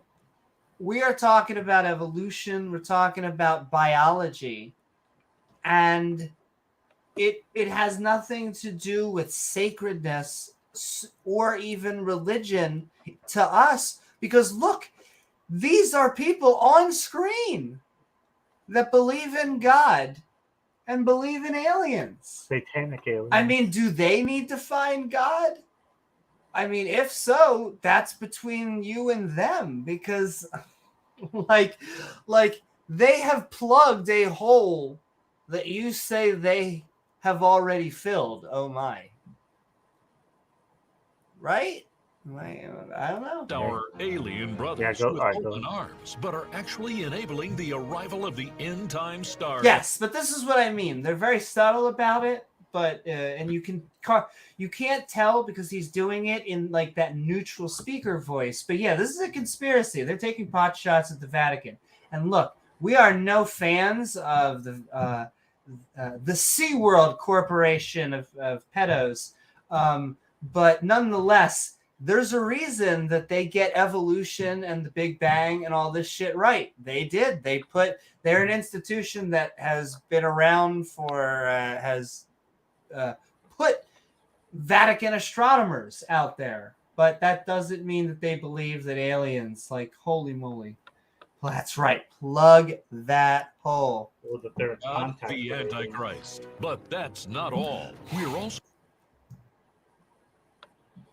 Come on, dude. But that's not all. But wait, there's more. in the late Chris Putnam's shocking presentation entitled Astrobiology and the Vatican ET Connection on DVD, detailing the Vatican's plans to baptize aliens upon their arrival.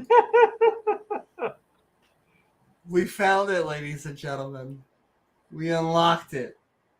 And how contemporary societies will soon look to the aliens to be the saviors of humankind. Sorry, Sold what? separately, these items have a retail value of $75. Yours now. Oh, easily worth that much. Easily What worth more than a that. steal. I know. Yeah. I would pay twice that, to be honest with you. The Great Delusion, Roman and the Star God, Astrobiology. This is like a Dune trilogy, but okay. Whatever you say. $35 plus shipping and handling while Oh, supplies plus last. shipping. Prepare Totally for worth full the shipping and disclosure handling. with the Great Delusion special offer. Order now. Available now at SkyWatchTVStore.com. Order now TV or store. call 1-844-750-4985. My butthole.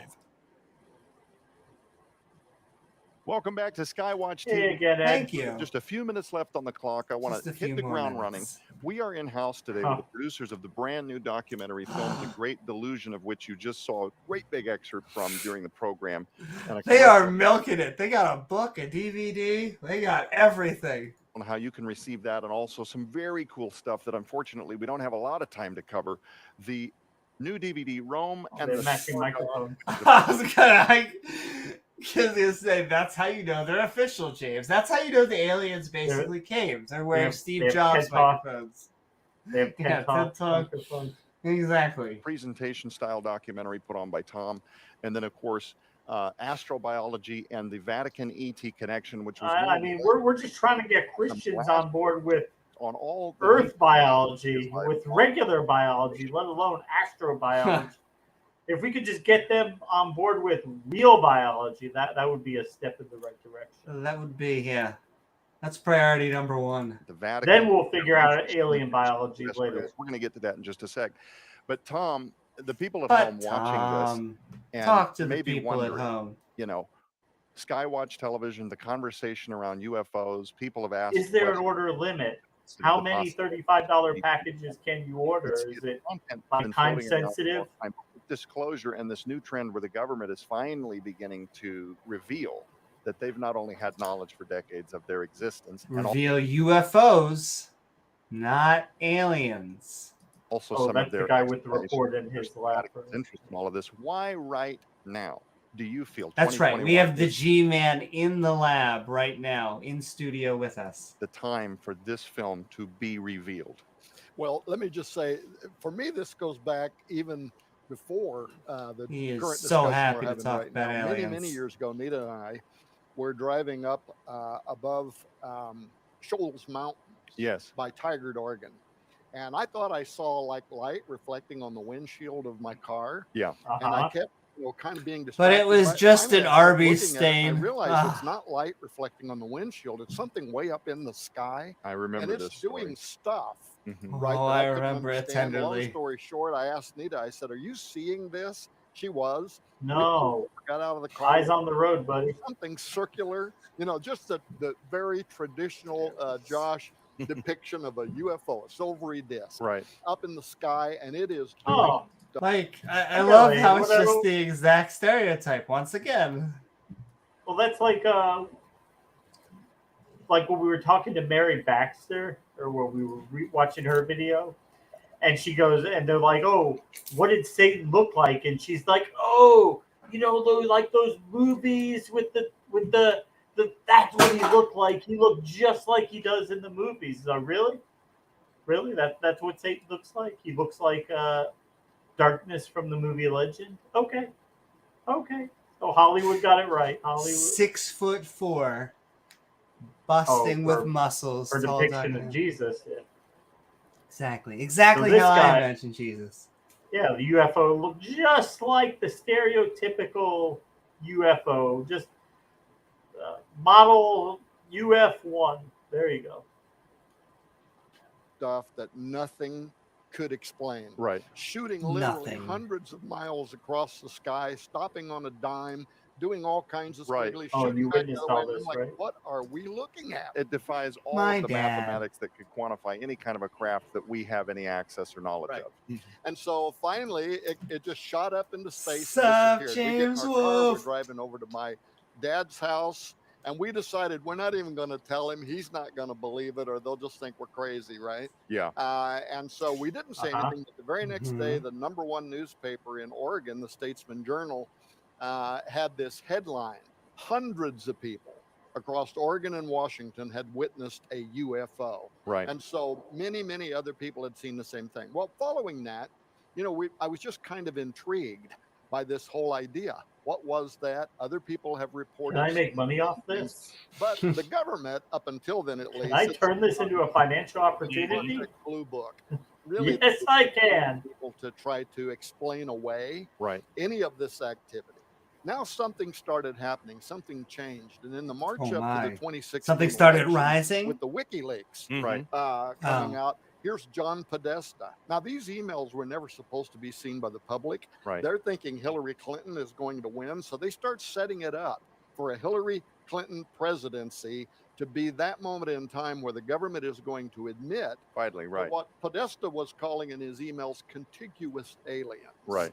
But they've got former U.S. astronauts who are in there exchanging emails with them, talking about, okay, the countdown to official disclosure of an alien presence. Members of the Vatican who were sending emails to John Podesta: have you set up our meeting with Obama to discuss disclosure of the alien presence? These are all I'm sure. they're all Right. talking about it like it's a real thing. Right. Well, Hillary didn't win, but then during the Trump administration, he's the one that ordered Talked with the Pentagon aliens? to prepare a report on the UFO and UAP Right. activity. What is it, and so on. Now, the public received that report. We only basically got a very brief summary. We did not get the full report, which is a for your eyes only top secret file that went to certain members of Congress that have above top secret security clearance, sit on intel committees and that kind of thing. But what And they that did is admit where the aliens released their memo for us not to wear white after Labor Day. was that they have Obviously from the Vatican. 3 From the cases Vatican. of something that is in our atmosphere. It is coming in and out of our atmosphere at will. Kinky. Yes. We try to pursue it with jets. It's Penetrate like our it's atmosphere, disappointing baby. witness. Yes. And yet, this stuff does appear to be under some kind of intelligent design. So then the question comes up. Oh, yeah, they love that over word. again, yes. We got our What do you creationist recall bingo. that you and I, following the astonishing success of the book Exo Vaticana by Right. me and Chris, Astonishing over a success where decade they sell ago, take That's copies. right. we decided that we were going to produce a documentary film on this subject matter, and you We're and going to make more money off this. to Mount Graham, came down off the mountain. We met Chris Putnam, and then we basically went around the country Right. interviewing everybody who was experts at that time. Chuck including- Missler. Experts. Yeah, Chuck including Missler is an expert. now that's in the new documentary film of people who are not even here any longer. These are their last Right. interviews. But Chuck Missler, Chris Putnam, Noah Hutchings, Right. though this film also does include experts, people that have worked for the military, both in Britain and the United Right. States of America, with Pope. top secret security clearances. And The some Pope, yeah. told us that wound up in this film Right. is really mind-bending. For the public watching this program, Right. yes, government officials admitting we think this is what the Bible calls demons. And it torments them to Mm. admit that. I'm sure that's what the government is coming out. Oh, it's demons. Also, I like they leave this to the very end. It's just like leaving Zeno in there. Like you're trying to sound scientific. And at the very end, they're like, the government confirms demons. No, I'm pretty sure they don't. But right now, Josh, with just about a minute, there could be people out there watching this. You know, we've been talking about Just disclosure With just about a minute. Josh, bend over. my entire life. What would be different now? Why would Just the tip. why do they care about this? Well, whatever this phenomenon is, it's it's being used to deceive human beings in some way.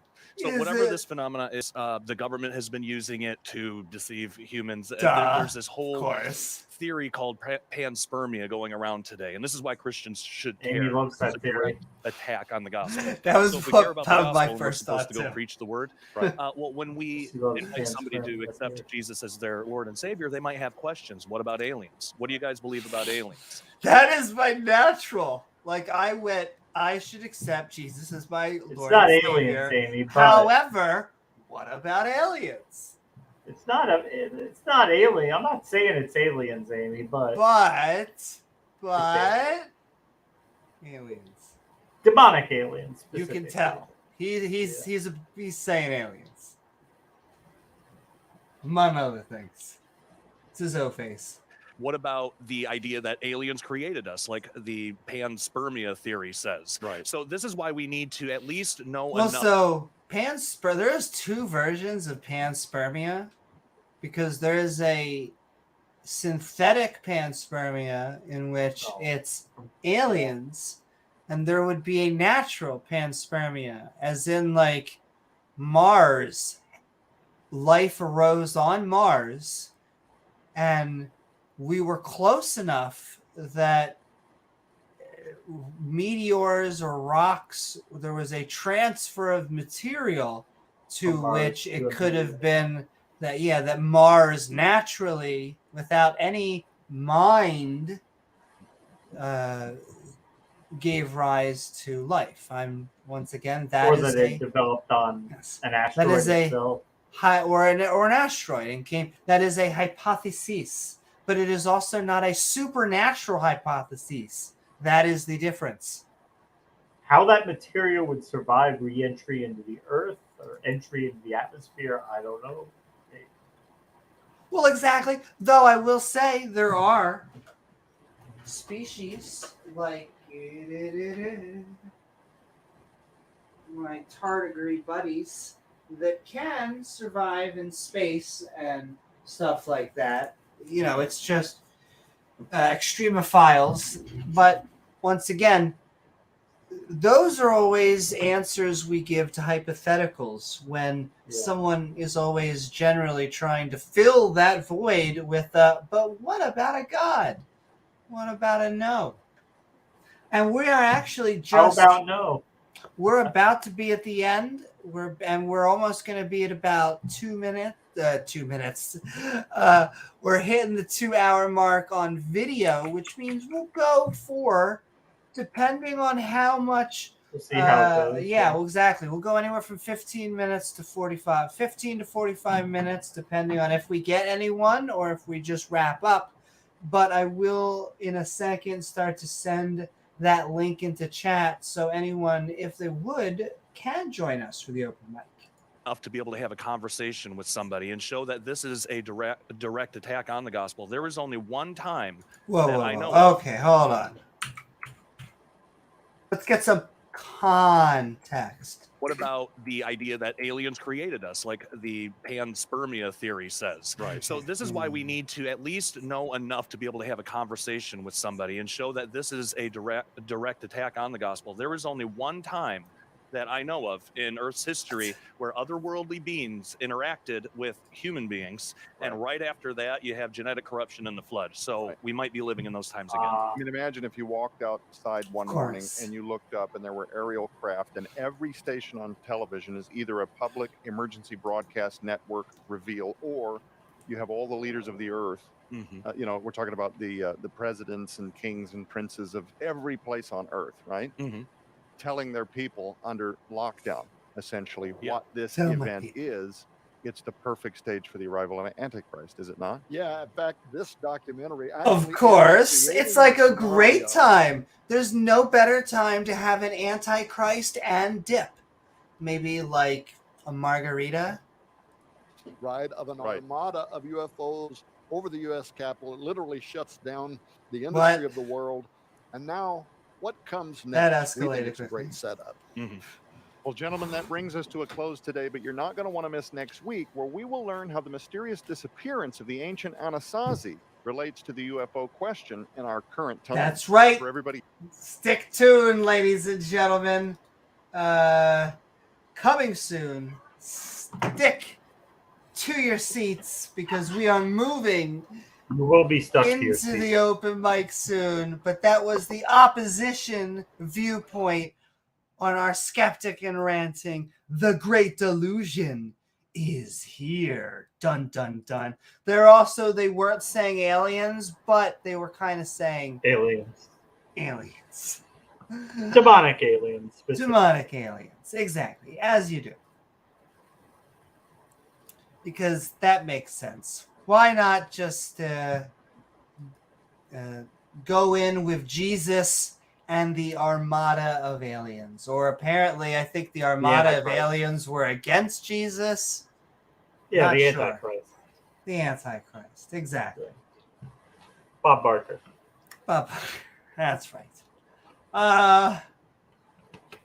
But we are about to head into the open mic. I see someone already Our backstage. first customer. Our first customer. Oh boy. And but I am actually going to The titty aliens. That's right. That's right. I have to ask, James, do you have any? I'm gonna before we go and get him in here, I'm gonna be right back for a half second. But do you have, I would say, any final thoughts on this subject or anything coming up? Well, I think we just got a good smattering of what Christians have been talking about in this sphere for decades now, that as soon as they try to integrate everything into the religion, they try to make everything part of it, because their religion is an all-encompassing worldview of all of reality. So they see, oh, hey, there's things in the sky. We don't know what that is. Hey, let's integrate that into Christianity. It's got to be, well, I mean, what could it be? If it's not humans, it's got to be demons, right? It's got to be the Antichrist. It's got to be part of the end times delusion, the strong delusion that we're alien-seeded life on Earth, and that these are our gods, our creators. They're coming back, but they're not the real creator. They're not the Abrahamic God who created us. So we are just getting, basically what they've been saying for a long time. And if you think these guys doing this documentary actually would know anything, if there are aliens or whatever this is behind this phenomenon, no, this is just seems like an attempt just to make a little bit of money off of something. So Amy's got almost tripped over Cooper there. But yeah. Indeed, Cooper's being Grifting. a big baby tonight. So I think this is just standard religious Christian grifting.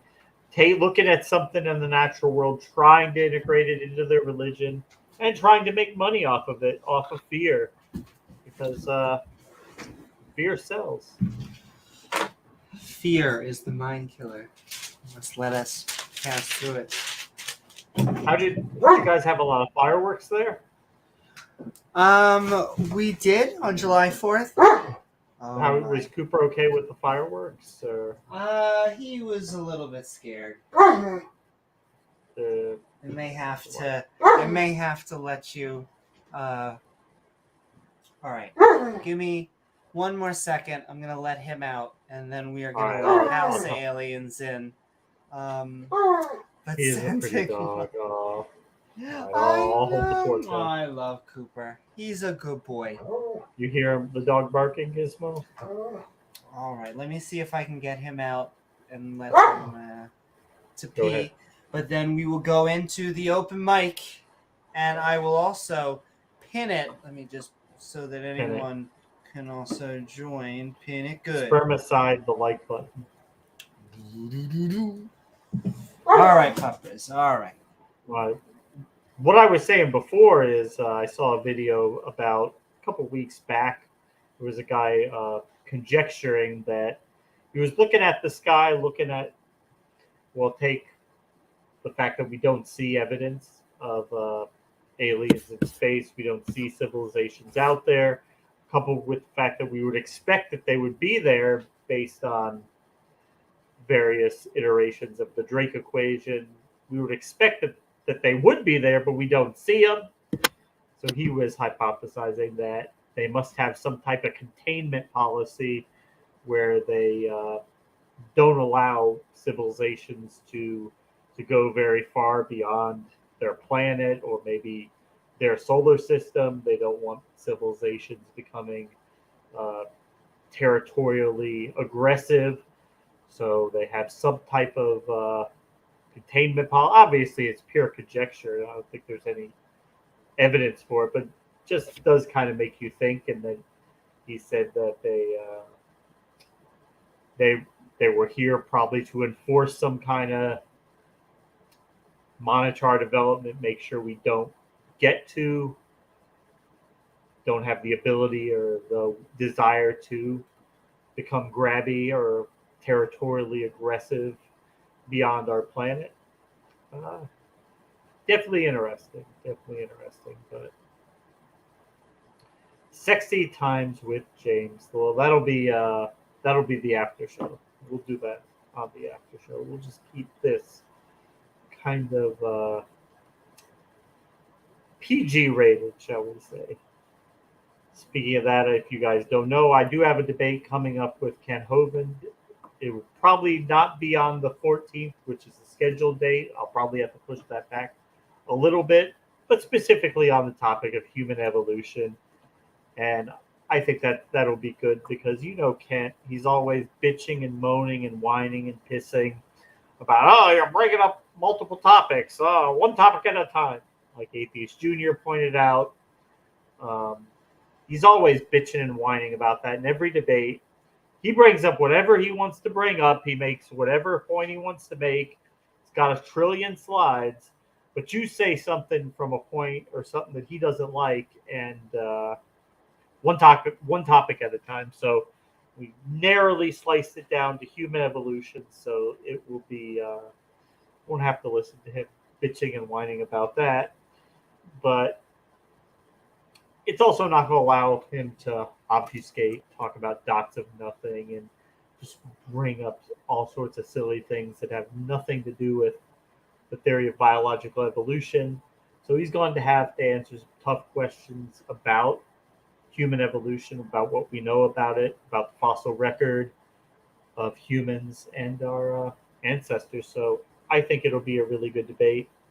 I know Amy is in the works of scheduling a debate or discussion on a very upscale channel that only Amy is able to get on this channel. I'm not ever invited on because it's just way too high end for me. So, but she gets to go on that channel once in a while, and it's going to be, I think, a discussion about the Big Bang, evolution, light topics like that. That's right. We like to keep things simple with the creation. It's very upscale. I can't get on there, but Amy is able to pull some strings and listen. And I'm gonna try and be. I am going to be having a lovely good boy. Is he okay? Background.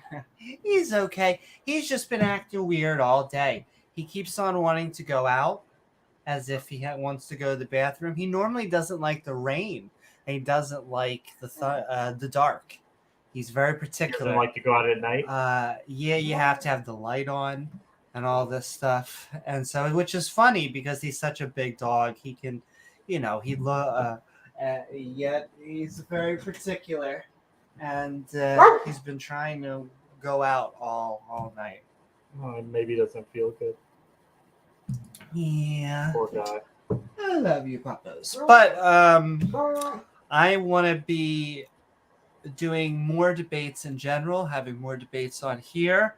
I want to do more on Brett's, on Standing for Truths, on modern day debate. I will be modding a debate tomorrow, 10 p.m. on there. And then hopefully I will also be on there in the coming weeks. And What then date is there the will debate be is that? Tomorrow. Dino debate. Give me 1 second. Da-da-da.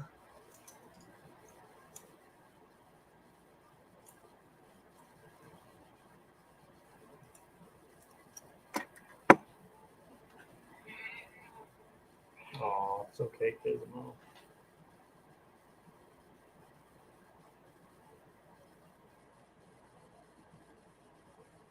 I only see Is There a War on Men, but I don't think I'm doing that one. So that would not be a good debate for you. We'll find out. But there is going to be a debate, modern day debate. Sending love to James over there. Sending love to Sideshow. So The you're whole planning on modern day tomorrow night? debate community. Yes. Well, we can also go live tomorrow. We'll do a midnight ranting or a 1 a.m. Unless Tomorrow might be a better day for us to skip. Maybe Friday night. Okay, that works. Oh, I may have to do as long as you could do late night Friday night. I then know I'm good Friday's movie night. too. But I could go earlier too. But we'll figure that out. Because unless you have anything else, we can move into the open mic. I think we're and ready to in. bring the alien in. Let's bring An actual the alien in. guys. That's right. An actual alien is ready to probe us. Let's Amy's begin. been waiting all night. I've been waiting. That's right. We are Skeptic and Ranting. The Great Delusion is here. And we are going into a puppy-themed open mic.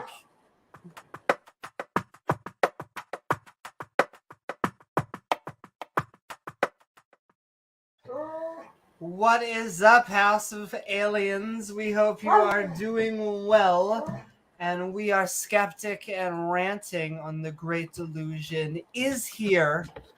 And I'm queer. But I hope you're doing well. Are you ready for the Antichrist? Oh, damn, I got on. Oh, hello. Hey, morning. Sorry. Whoops, I stepped away. Did I miss something? Oh, no, you're good. The aliens took over. Damn it.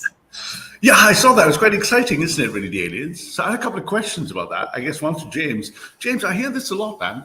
Why do people always assume higher advanced aliens or civilizations would be peaceful and benign, right?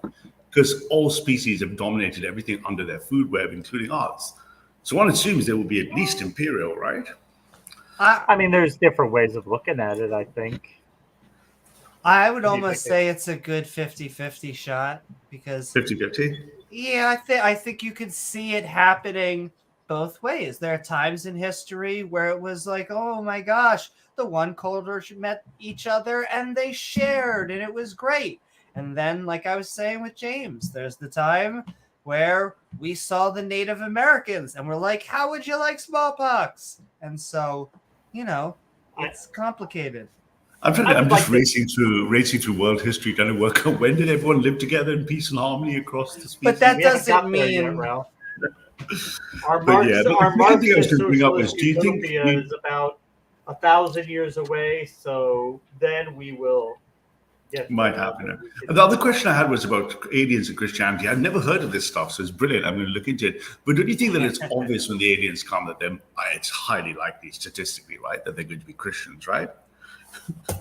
Right?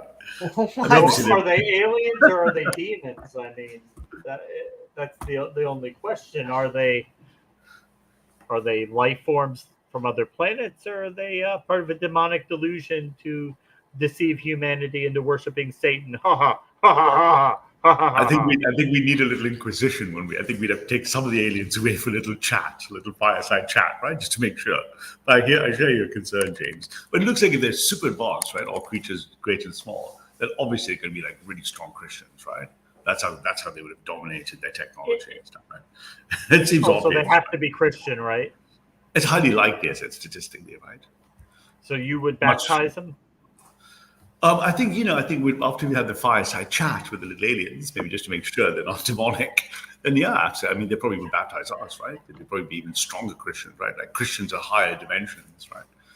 So imagine they have a higher dimensional understanding of the universe, right? For them, things like string theory. Higher dimensional Christians. Yeah, they'd be multidimensional, right? They'd be completely transcending our version of space and time. They could be here right now in this room, right? Watching us. And eventually they reveal ourselves.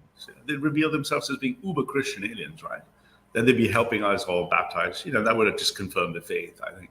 That's the most likely outcome. I'm not sure what you guys think.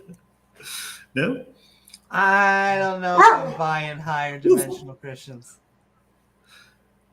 But I mean, they've got to have some sort of faith that would have made them come here, right? They're not likely to be atheists, are they?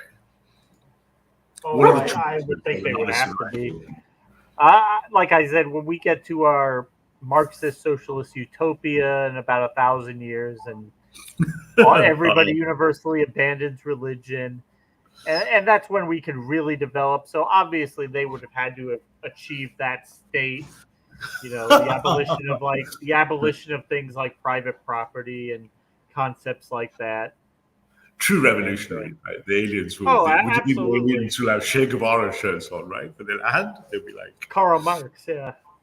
See, and I can see it going once again either way. It could be that they have realized, like James and I, that there are no gods, or it could be that they have created their own, and they would look at our gods and go, "Of course, that's not right. It's Hathu." Interesting. I think they would recognize probably exactly where we are in our development as a civilization and as a species, really. And, I think there might be something like that. It's like Noah's Ark all over again, right? I think they'll be coming to send us a message, right? To say that we have not been following the good book, and they'll be telling us off. Really, come on, see, James. I can't tell if you're joking and being cheeky with it because you say it.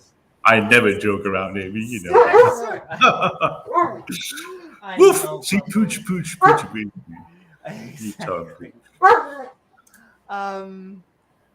But I mean, I think that. Do you find this interesting? This combination, this whole aliens meets Christianity.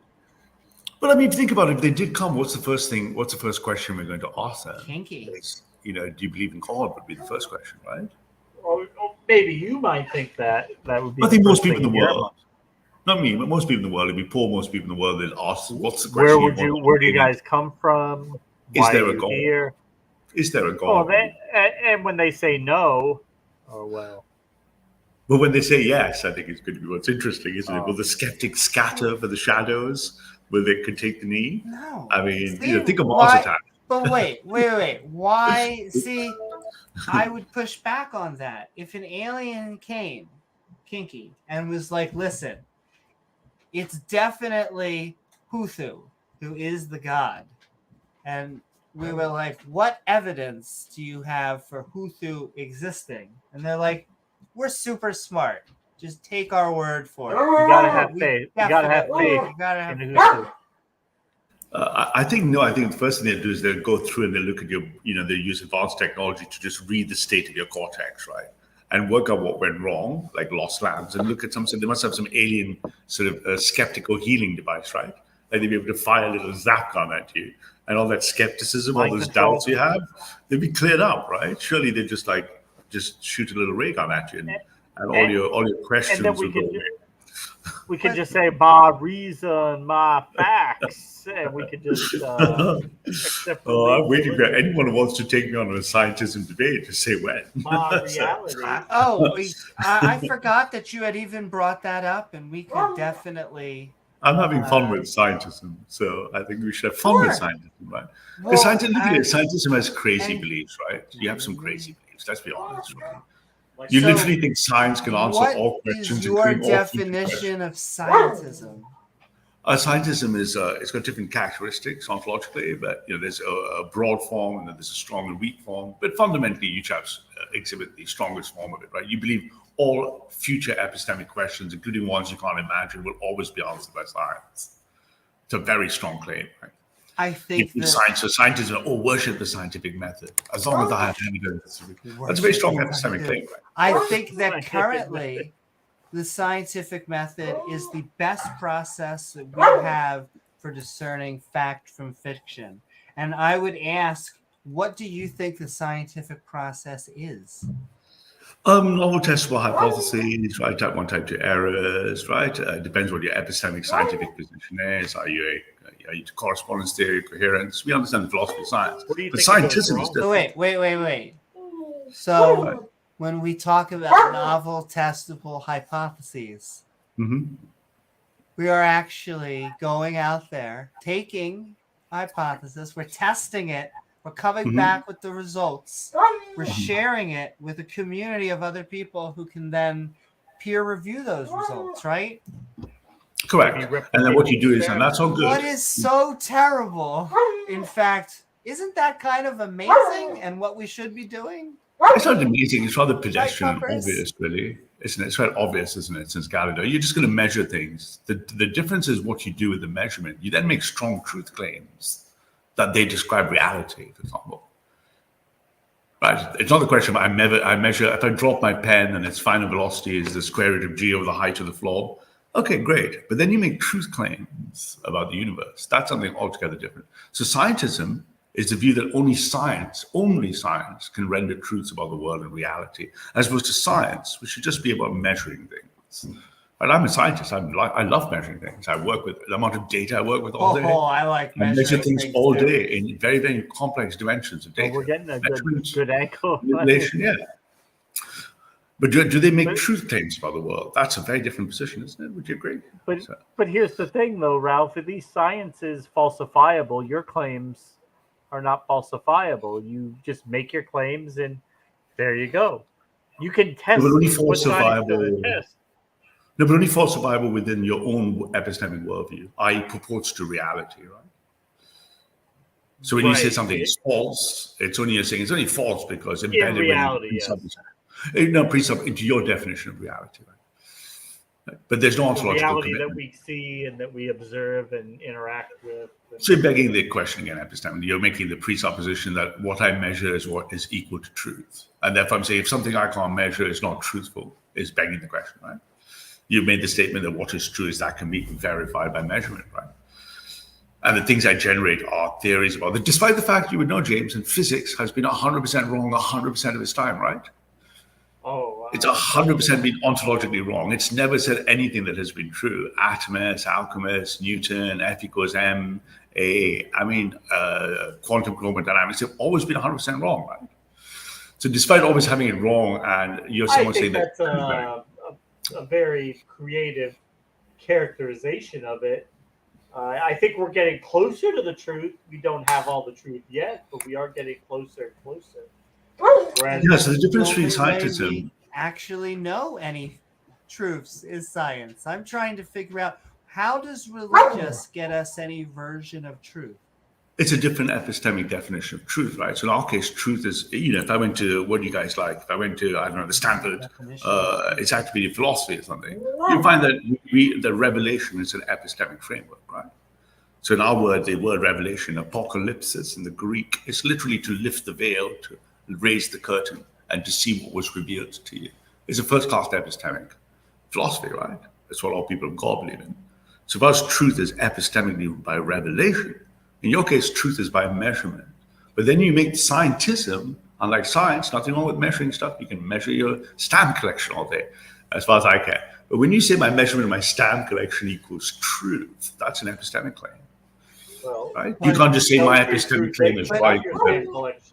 But if you had a stamp collection and you wanted to figure out how many of a specific type of stamp you had, would you trust a scientific methodology or i.e. counting revelation? It depends what your outer framework is. As someone who believes in God starts with revelation, and science is like a piece within the puzzle. But like, you guys start with scientism. And was Scientism, Poots agrees with me. Hold on. Scientism does the opposite thing. Scientism starts with the big picture view that science, and that's what I use the word scientism, is the only or the best way to understand truth. And that's a view held by scientism, and it's only a recent view, right?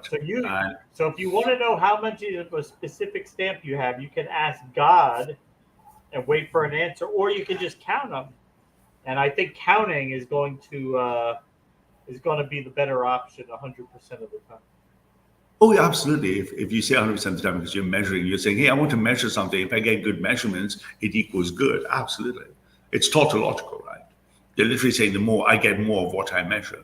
Yeah, absolutely. No Christian scientist is going to, most Christians who are scientists have no problem with the scientific method of science. We have a problem with scientism. Scientism is a stronger claim, right, James? You're making the claim that we have the best way and the only way. And the only proof you have of that is but you have a presupposition, right? You're explicitly saying my way is the best. So if you look at the difference between science and scientism, that's what it is, isn't it? Now I think you're a strong proponent of scientism, right? You believe the natural sciences are the only sources of knowledge or justification of rational beliefs, right? That's a very strong claim. I would say that they are the best tools that we've ever came up with to describe the natural world. Only by your own measurements, right? Only by your self presupposition. So I put this picture in the side chat for you chats. So I don't know if I can post links. If you look at that, whoops, sorry, that's the wrong one. I also want to point out that revelation is a bad way of knowing things, that you cannot know things from speaking to another mind or having it reveal things to you. Let alone at least there's no good evidence for it. But you see, as soon as you say evidence, right? Sorry, I was trying to find a picture, guys. I was trying to find a picture. My evidence. No, but as soon as you say evidence, what you're saying is measurement, right? So if I said, let me take a simple scientific example why that's nonsense, right? So if I took a Newtonian measurement of gravity, I've taken Newtonian measurements for time. Until I have Einstein's theories, I didn't know that they were wrong. And all the time I said, look, I'm measuring things using Newtonian mechanics. Look, a measurement purports to reality. Look, it's true. Until I realized I need the Lorentz transformation, for example, relativity. Suddenly my old answers were wrong. And now I say, hey, look at me. I've got the Lorentz transformation. Look at my Lorentz time dilation measurements. Look, I'm so true until I'm wrong again. And each time you were never true, what you were doing is scoring your own scorecard, right? You were saying science is the only way to give me truth about the world. I'm giving you two physics examples. I'm not mentioning God here. Newtonian mechanics, measurements for velocity. Lorentzian transformation. Different results, but both times you said it's true. If I work backwards in physics, you've always made the claim it's true, but you've always been wrong. So this idea that you're truth-telling just because you measure saying it's the best evidence in reality, but by your own standards, those things have never been committed to truth, right? So we don't have a complete physical They've model. been 100% wrong. Everything. Well, 100% wrong. Doesn't mean it's wrong. Doesn't mean it's wrong. It's just not complete.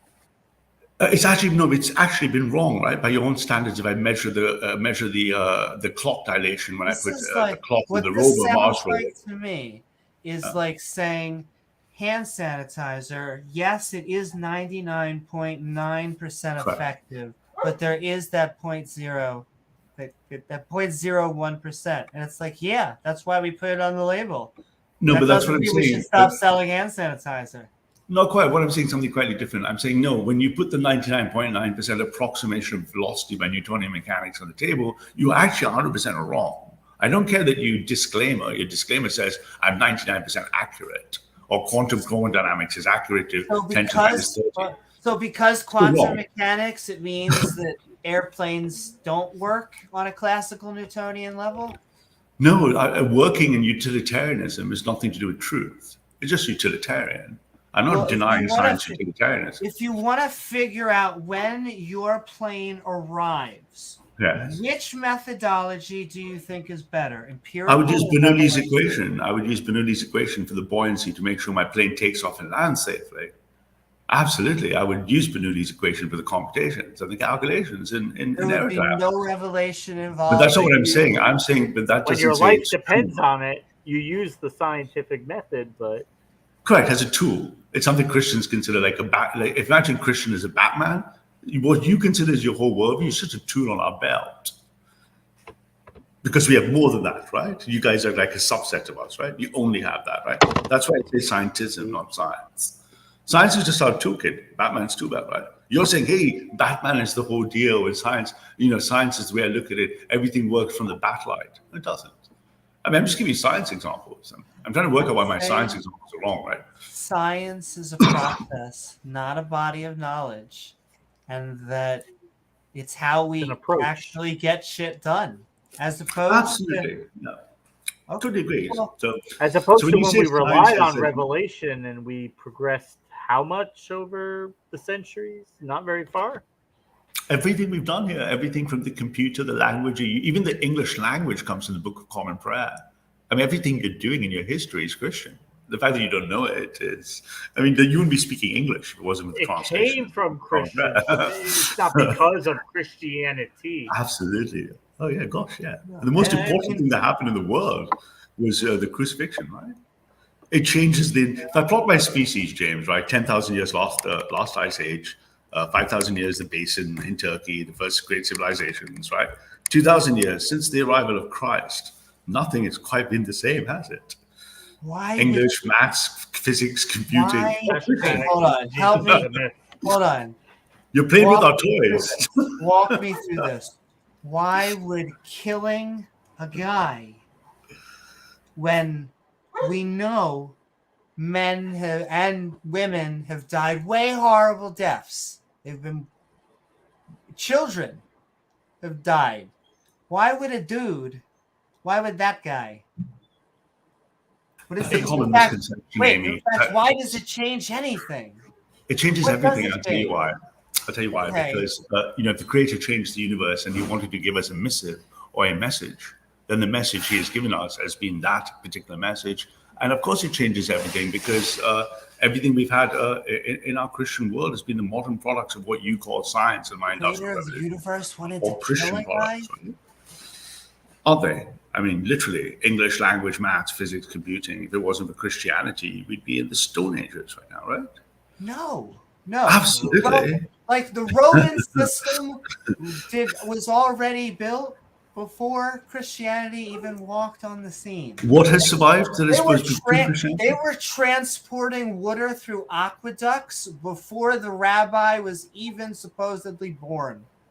Oh, but I mean, but look at where those civilizations are now. What, the remnants of Harappa or Mohenjo-daro or 10 kilometers of a radius around Luxor? They're just footnotes in history. Yeah. The only thing that's standing Empires is come and go, nations come and go, religions come and go. Because once again, the establishment at the time, the Romans, because they killed a guy. Also, you're basically saying those Romans were basically in some sort of. Amy, that's a myth. Do you know that's a myth, Christians? The guy. But Amy, that's a myth. James Christians doesn't believe he exists. No, non-Christians will understand that Jesus Christ was never killed by anybody. Yes, I don't think he was eternal. He came to die before we even were. And I think, and I'm in between. If he did exist and he did die, I think it's sad. I just don't understand why it means anything. People die all the time. Because it points to the supreme principle. It points to the supreme metaphysical principle from Christianity, which is selfless love and selfless sacrifice. Happens all the time. Not like this. There's never been a mother who died holding her child in her hands. But not like this, Amy, right? Can you give me one that's changed the world for 2022 years that has defined all the history, the Enlightenment, liberty, all of it? But that's just because it's a religion. And I would say, as I would hashtag tell James earlier, and I know, and we'll do this for like 10 more minutes, and then I'm going to bounce it about 2, Amy. I'm afraid. Sorry about that. We'll go 2. Sure. No. That's we have people backstage. I do like the back and forth, but I would say, and we could talk about this, I think, Christianity is kind of like the Coca-Cola of cults. I think it's one of the originals. And so why is it's a real deal, right? It's the real thing, right? Why is it successful? They had 2 methodologies. They're like, we're either going to spread it via the book or spread it via the sword, but we're going to spread it. Well, it seems like even if you take intentionality out, Amy, right? It's even if you take intentionality out, it just seems to never stop spreading. So in 1333, in the year 1444, we'll see a cross from the nearest galaxy for us, right? It took over Because the Roman it's not Empire, gonna which go was the dominant force in the world at the time. It was the basis for still is, right? European civilizations. No, but it is and- today, Jay. Well, There okay. are more Christians than there are any countries. There are more Christians than races. There are more kind of Christians than This nations. is becoming our argument ad popular. Let's just run me a hypothetical. We're a few years into the future, and it is clear, statistically, factually, without any doubt, that Islam is the #1 religion in the world, and will be for at least for a foreseeable future. Does that mean that Muhammad was a better prophet? No, and those numbers are disputed on both sides. But no, and if that hypothesis occurs, it would be just the battle between good and evil that is constant since the arrival of Christ. Islam is just another false revelation. We'll deal with Islam like we deal with other revelations. Remember, we've defeated 104 caliphs, including the last one by a German Shepherd dog like the one with. Can I tell you my favorite way to get rid of a caliphate, or my favorite way? Yeah. What happens is that it starts out as a church, and then it becomes a mosque. But funny enough, many of them become museums, and I would like to put that model into effect. You want to make them all museums. You want to make them community halls, don't you? You want to make them discos, Amy, right? Straight up pipeline. You want a disco. You want a disco mosque. We can make people. We'll have art centers and comedy clubs. People drink Java or something. It'll be great. All right, guys. But you know what? I have to really dash. But thanks ever so much for having me on. I will be back later to troll my skeptic community. Bye-bye. Send in love, House of Aliens. And all right.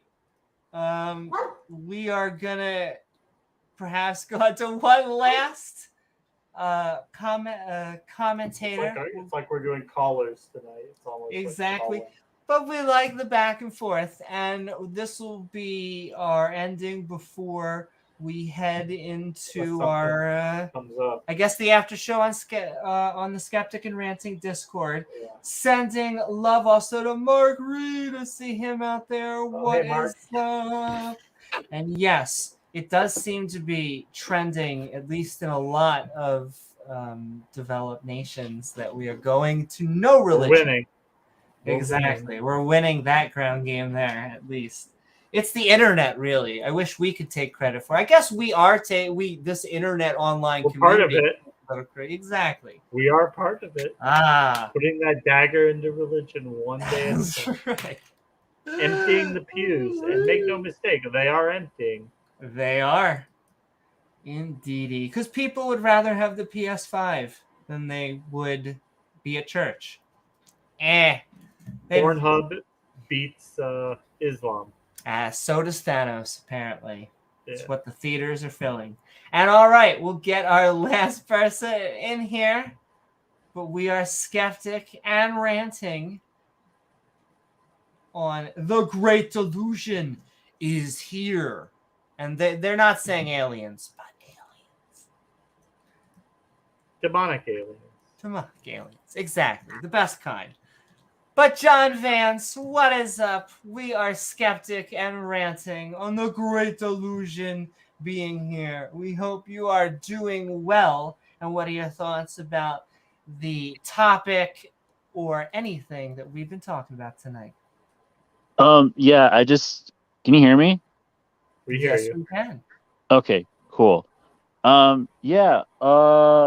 Skeptics of delusion. What are we deluding today? Did you see the video? This is a whopper. I will say that we'll preface this that this was a Christian who was trying to warn that there was an alien takeover, either imminent or already under. In cahoots with the Vatican. Yeah, I mean, that's a very deep topic, and I don't know if maybe because like to go on those topics, you have to be like really kind of open minded. I don't know if a skeptic would just in general would want to delve into the rabbit holes. But I like to consider myself as being open minded. You just like to criticize people's new ideas, but that's okay. That's what a skeptic is. Okay, I am If officially they're ready. worthy of criticism. Let us go. I'm ready to go deeper. I'm ready to go down the rabbit hole. I'm ready to be red pilled right now on the spot. Make haste. Exactly. Yeah, I mean, I can. So I guess we're talking about aliens, or we talking about Christianity, or I don't know. Yes. Both? Yes. I mean, all of the Okay. above. Here, okay. I got to take. Satanic aliens. I got to take on Christianity, and it'll probably piss off Christians. And I believe, I forget the guy's name, but there was I think an astrologer in medieval Europe that was making the case that there were other galaxies in the universe. I agree. And so bear with me here. I'm not going to give you the specific scientific, his findings or whatever. And then maybe I should, get the names right and all that stuff. But hear me out. Here's the theory here. So basically he would say, well, if I went to this other galaxy here and said that, did you know that, and talk to the alien or a foreign creature or whatever, and said, hey, don't you know that Christ died on the cross for your sins, and that you repent on the cross or whatever, and the alien would go, what do you mean? We don't know who Jesus Christ is. We follow a different system. We don't pray upon a cross. We don't worship the cross or worship the Trinity or any of that kind of stuff. And so the implications of that, because Christians have this kind of universalistic, I guess it depends upon domination, but usually they have this Jesus is co-equal to God, and so since he's a co-equal to God, he must be the creator of the universe, right? You give your life to Jesus. Well, that's just kind of deceptive in a way, and I can get into that, but so basically, so with that revelation of that astrologer, he was, I believe he was basically tortured for suggesting such a thing, because of the implications that it would bring upon the early church. And of course, that was in the time of the crucifixion and the denominations splitting apart. So that was kind of medieval Europe is probably the most violent times in human history, probably over religion. But that's neither here nor there. But yeah, that's just my theory. I guess I could bring to the show, and a theory, and maybe I could get the names of it. But that's a theory I have of aliens and Christianity that I could give to you today. So can I just press? Sure. And you're a Muslim, right? Yes. Do you believe in aliens? I believe that there is other creatures out there that live in a different time continuum, and they jinn? have a different perception of time than we do. Are they jinn? Their perception of a couple days would be 100 years for us. Just, I'll put it that way. So time dilation? Yeah. Are they jinn? Are they aliens? Or they're different creatures. You have your shapeshifters, and then you have your, I guess, fish people, and then there's also a theory that Whoa. You can't just go fish people and then, I'm sorry, what? Dagon. You wanted to go down this rabbit hole. Hey, 100%. It's just a thought experiment. I'm just You've got the right one on, Amy. I don't know, skeptics. That's what I'm saying. Is I don't know, skeptics. We are open-minded. Well, okay. No, but see, all I want is more. I just want, you can't just go away from fish people. You need to now go fish people ... Where do fish people come from? Are they sentient? I don't know. Well, there's this theory that okay, there's like I don't know. I guess Are they in Zelda? there's like these underwater spaceships that come out of the sea, and actually there is military, U.S. military has spotted these spacecrafts that came out of the sea, and then they would just like disappear really quick. And so I don't know. I guess that's where I get the fish people from. So underwater creatures of some sorts, but also too you have But they're in underwater civilizations that are like a lost at sea. And so I think we have a history that we are, we're definitely Speaking of manipulated. Atlantis? We was Atlanteans and shit, yeah. He's making notes here. You want it? You want it? Let me write this down. You want it?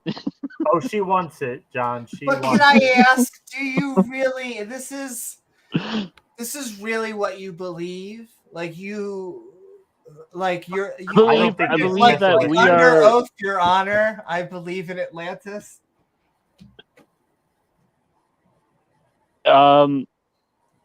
like would I put it in an affidavit? I mean, I'd maybe point to like a civilization, and I can theorize it in terms of maybe getting the specifics. Like I wouldn't put an affidavit, but I would just say I believe that it'd just be testimony. I'd give testimony and say I believe that there's these civilizations that are underwater that haven't been really explored that much because obviously humans have a natural tendency to look up into the stars as opposed to under the There's sea. things underneath. I think like the ocean is vastly underdiscovered. Whether there are civilizations. Well, yeah, there's civilizations. Yeah, there's like lost civilizations near Japan that someone was showing me. They're just kind of like Atlantean. But there is also, I would put an affidavit too. There has been mysterious spacecraft that have been, and I would just probably just go off of the intel of the American. That's true. It could have been just James Cameron. That might have been.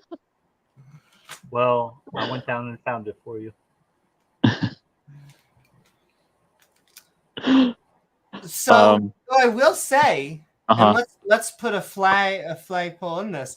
Even flag? I'm not Just sure the where tip. James or I are convinced, but these beings would be Earthlings. They would still be of this world. Yeah, I mean that's oh man, and I could probably get into like stuff that is not necessarily YouTube friendly because it talks about like carbon and all that stuff. So it's not YouTube friendly. That's okay. Well, can I tell you the funny thing? Well, I won't challenge us though, because I sometimes Because I could almost go feel into like like a theory of carbon and all that stuff. a Carbon theory dioxide. of and all that stuff. carbon, as in like it's an anti-global warming thing. Yeah, I just don't know if I want to touch it on YouTube. The funny thing about that, If you don't, he doesn't want to touch it, then yeah. Oh my. Well, Oh yeah. Oh yeah. yeah, you know what? Let's not tempt the YouTube gods. We like the YouTube gods. You're playing on with this fire channel. already. Yeah, exactly. Well, the YouTube gods have been Global warming is real. It's 97% of scientists believe that we need to reduce our carbon It's like I'm not, but he can't and help himself. It's like and that build more episode solar of panels, and it's good. Thank you, Susan Zawinski, or Zawinski. I don't know if I'm saying that right, but thank you, Lord Susan. I just because I sometimes get the response, well, we're carbon-based life forms, but yes, it's carbon dioxide. It's not just like it's pumping out. It is a certain level of heat is good for the planet. The problem is that carbon dioxide has a runaway effect, just like on Venus, in that it keeps on getting hotter exponentially, and you will have the higher and higher continual rates until those will be the norms, and then you'll have new extremes will be the norms of that, and then I mean, it's just you want a temperature You want to be sometimes I I'll, get I'll leave it from at this. I'll leave it at this. I'll leave a little tidbit, and I would maybe if we could debate this on a different platform, because I have some very no. What we should, well, you controversial say a things to different. say.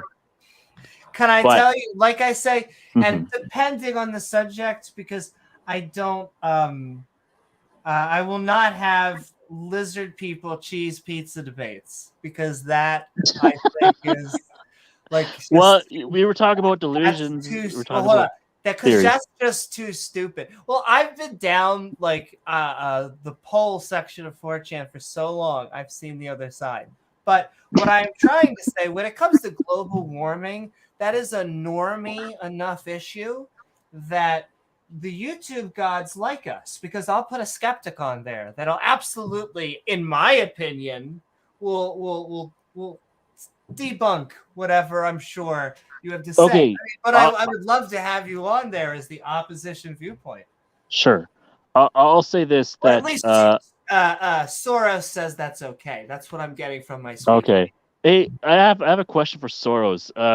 Is he broke yet from all the Ukraine money he So spent? Ukraine, no, he invested heavily in crypto. So he's doing. Oh, okay. Oh, smart man. Smart man. He bought all the rubles and the shekels. It's great. The You lizard guys. owed Okay, all since we're the talking oil. about doing kind of fine. crazy things, there's actually a tweet. I think it was on my Twitter feed the other day, and it was Antifa asking George Soros, "Where is our money?" Actually, shit. Can I tell have it. you? I once had. I don't know. We get our checks. I don't took know. a counterterrorist course because of my the information assurance side of my information technology degree, and in that course, you had to pick a terrorist organization that you wanted to do a research project on, and I went up to the teacher to ask him a question, and he just looked exhausted, and he's just like, "You can't do Antifa."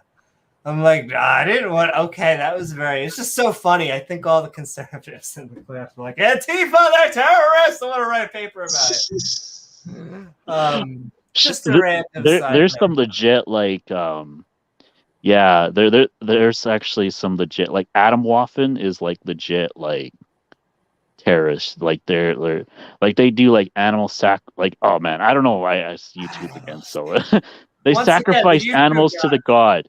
They sacrifice What? animals to the god. Okay. Oh, we're getting close. We may have to shut it down. All right, that's fair.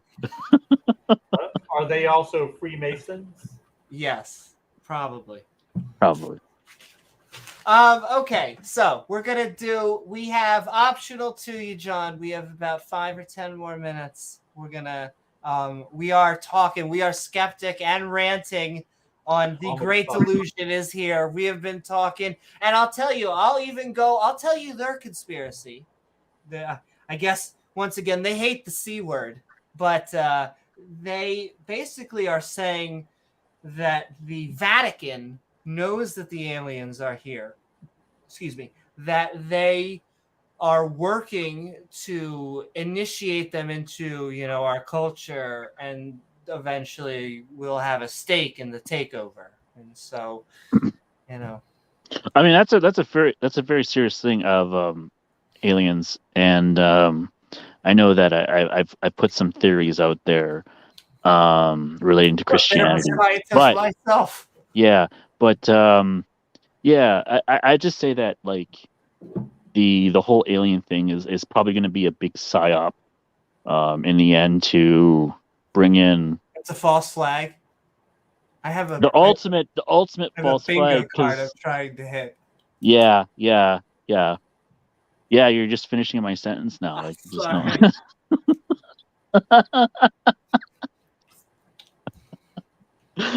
But yeah, I mean, I've heard of this theory of they're gonna bring it out, and they're just gonna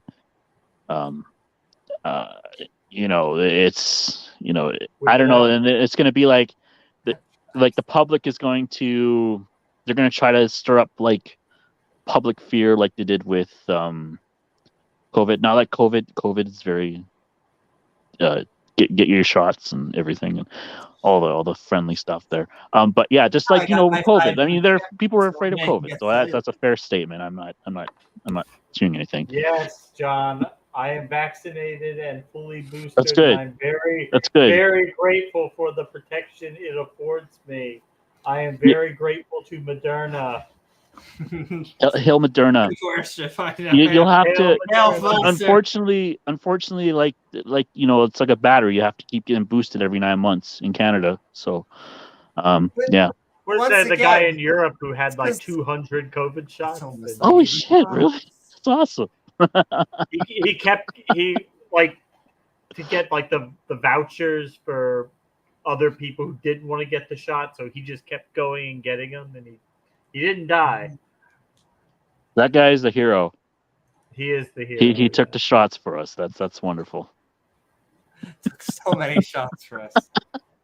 Soros would be happy, or Klaus Schwab would be happy. Exactly. He may turn into George Soros with that many COVID shots. Maybe that's what you wanted to do. It is. Yeah, I mean, okay, I want you doing that, but anyway. So I have to ask. So we'll go back on topic for the last few minutes. A gun is put to your head, and someone says, "We have been visited by aliens." Yes or no?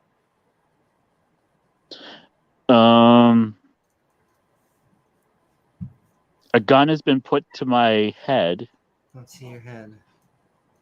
That's my atheist or theist test. Okay. Because some people say that I'm not an atheist, but I always tell them if you put a gun to my head, I'll tell you I don't believe in God. Unless if you say tell me I say you believe in God and I won't kill you, then okay, I'll say I believe in God. But if you say do you believe in God, yes or no, I'm gonna say no, I don't. It's like the ultimate kind of test, like of yes, I'm sure. Your conviction or your covenant. Aliens, yes or no, John Vance? Do aliens exist? Or I'm sorry, I just want to make sure I understand the question. So I would go way further than that. Have aliens visited us? Oh, have aliens visited us? Yes. And I had a gun to my head? Yes. I would say no. I'll take it. That was like the first. I would say if someone put a gun to my head and do aliens exist, I would say yes. But have they visited us? I just say no because that's a harder question for me too. I just can't like I could say, oh, that person's a shapeshifter. Oh, she must be weird. It's all speculation. This is the right answer. If someone put a gun to your head and said, "Do you think shapeshifters exist?" You would say yes. If shapeshifters exist? If that was the question, yeah. Oh, like they shapeshift into James humans? is trying to bait you. Well, no, he just said he thinks aliens probably exist, but he's not sure they visited. He wouldn't say that he's sure that they visited, but he is open to shapeshifters. But, well, do you think shapeshifters are interacting with humans on Earth, or do you think they have a presence on Earth? If I had a gun to my head? Yeah. I would just say no. I think honestly the alien thing, it's fun to talk about, and it's kind of there's a lot of stuff that's hard to explain, so I understand that lately a lot of people have been gravitating towards that, but I view the whole thing as kind of a huge distraction to begin with. Ooh, so it sounds like if I could use the channels. But before you add the but and go back to Woo Woo Town. Reality. I mean, doesn't it? It feels like you're being skeptical, and that is just the theme of the show. Oh dang! I wasn't supposed to be skeptical. No. Oh, I'm sorry. I didn't. No, you're. I mean, we're on YouTube. I can only go so far. Okay, I can only go so far. We're making progress here, John. And like I said, you can tell us if the lizard people you think control and have the lasers pointed. We want to know. Honestly, I didn't even believe that aliens. I didn't like give it like a thought until like a couple years ago. So, you know, it's just a like a thought experiment, and it's just you go into like weird places with like, you know, it's just like a snowball effect. You know, you go into one area and the other and the other. You could say it's a delusion, but it's just kind of like it's just like a story that you tell, and it's like, you know, it's just like, well, what could we be? You know, we could be more than this. We could be more than just 3D beings and experiencing a material realm, and that, you know, we've had past lives, you know, all that stuff, and you know, get into astrology and all that, and like surprisingly, astrology. Yeah. Astrology is very like, I swear to you, like I've met people who were like, I'm an Aries, and so I'm a fire sign. But wait.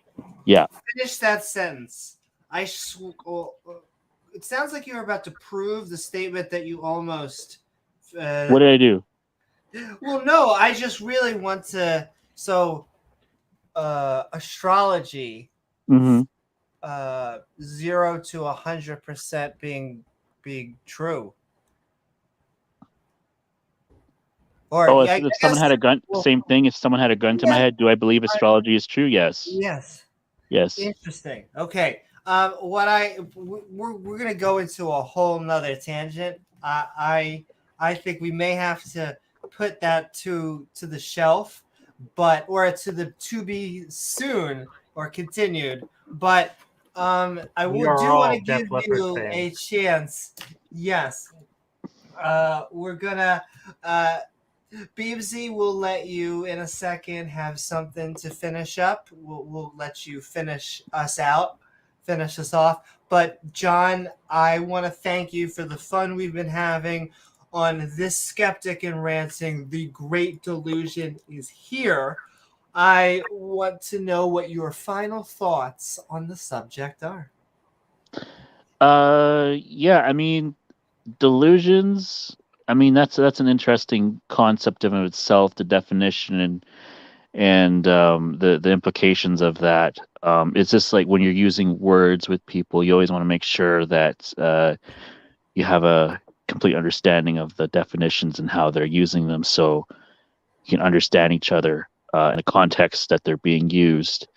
So I would say that delusions would be it for me. I believe that, you know, if you want to look into something, that you provide some ample evidence, and be a little bit skeptical, but also be a little bit open-minded too. Fine.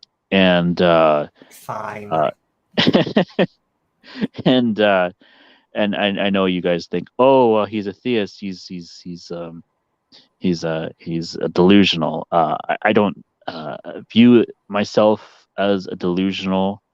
I view myself as having conviction and having a higher purpose than you know, just in being in this material realm, because I believe that in the Bible it does say that, you know, humans need more than just bread to survive. They also need the Spirit of God to live, and I wholly believe that. I honestly, there is verses in the Bible that I've thought about before I read the Bible, and then I read it. It just like reaffirmed what I thought, is that, like, if you believe in, like, if you're like very hedonistic, like if you're after pleasure, and if you're after I'm sorry, I'm going off on a tangent now. I just don't even know, but continue. Well, and I will say, I mean, don't go too much longer, because I'll try to wrap it up. I'll try to wrap it up. There's a piece of me that wants to push you on astrology, because I think yeah, But, I know. There's so much to talk about. I'm sorry, I just wanted to finish my thought. No, okay. Shit, what was I talking about now? Shit, I forgot. But yeah, if you don't want to, believe in astrology. you got me all Motley astrology Crue. now. Trying to Oh, remember. what was I? Oh, yes, yes. I was talking about a Bible verse. So, like, yeah, if you in the Bible it talks about like if you believe in God that you will live to 100 years and you will be refreshed, you'll be replenished. A part of me actually believes that because I was at a time I was very hedonistic, and I looked like really kind of wrinkled and old. And then when I started, like, I guess going towards God and not necessarily like I believe that like our light codes, our genetics, are what we speak of our word are very important, and so it's very important how you choose your words and how you shape your thoughts, and so I would just leave it at this, just like just like exercising and all that stuff. Also, your whatever you may believe in, whatever your religion may be, in that your thoughts and your beliefs in your head, affect you on a genetic basis, and it's very important that you always you always go back and you always And brush refresh your teeth. brush your teeth, or rehash old ideas or whatever, right? And so you have a solid foundation that you can work off of and then go from there. That's all I could say. Thank you so very much for hanging with us, John. It was Thanks, fun, John. the skeptic and ranting with you. I'm glad I made it through without getting kicked out this time. Hallelujah. Hallelujah. There is a Jesus, or in case Thanks of for changing your Yeshua. Yeshua. I was Yeshua. gonna say, case of James and Oz's case, hashtag Jesus is a myth. Jesus is I'm a still Muslim. on the If Jesus came back, he would be Oh a Muslim, my. but that's another time. I would like to go on here with other theists and like rebuke their like a person who goes to church. That'd be a very interesting. You are more than welcome to, and I'm sure you guys would love it. You guys would love a good old holy war. There is a guilty pleasure in that it's an experience that happens time and time again. There's like this purity, this cleanness to being an atheist that like the religious people just have a consistent, constant, forever, endless holy war with each other, always. And they there's an evolutionary reason. I swear, there's specific in your as soon as you start to branch too far, you start to go towards things. You see that like the Protestants, the Catholics, the Shia, the Sunni, that they find each other way more repulsive. They even make statements like, at least these atheists, and we're just here like, oh, us? Well, go figure it out. We'll just we'll figure out something to do. I don't know, whatever will we do. Go Gadget, Pornhub. Exactly. But John, thank you so much. No problem. Like I said, we salute the TOS gods and they worship us back to us. And Soros. Soros pays us well. So thank you. I don't know. If they wonder why they're not getting paid, they're not doing their job right. Exactly. Probably. But sends in love, and we're gonna bring on Beamsy and then basically go into the Discord and the after show, but also sending love to Robert. Woo! Woo-hoo, who we love. And and as well as the Twitch community out there, the YouTube, the Facebook, the entire Skeptic and Ranting. Just meet you in Discord. Are you sure? Do you have something to say about this topic? This is your chance, Beamsy, if you would like to say something recorded. Your honor. So you tell me. If not, because we'll give you an intro outro if you want. But you have a countdown of 15 seconds to the side. Nothing really relevant. I'm streaming anything. Oh, Beamsy wanted to talk to John. Gotcha. Well, that's understandable. But then we would have ended up being on here for another 30 minutes to an hour. Understandable. I mean, we want to talk with It was a late start. the Abrahamic religious chaps and lasses. I got it. And everyone seems like they're getting ready. We're tucking ourselves in. But what I will do is I will get ready and send that Discord link into, and Beamsy he's too ready to agree with us and be sane and skeptical. And where is the fun in that?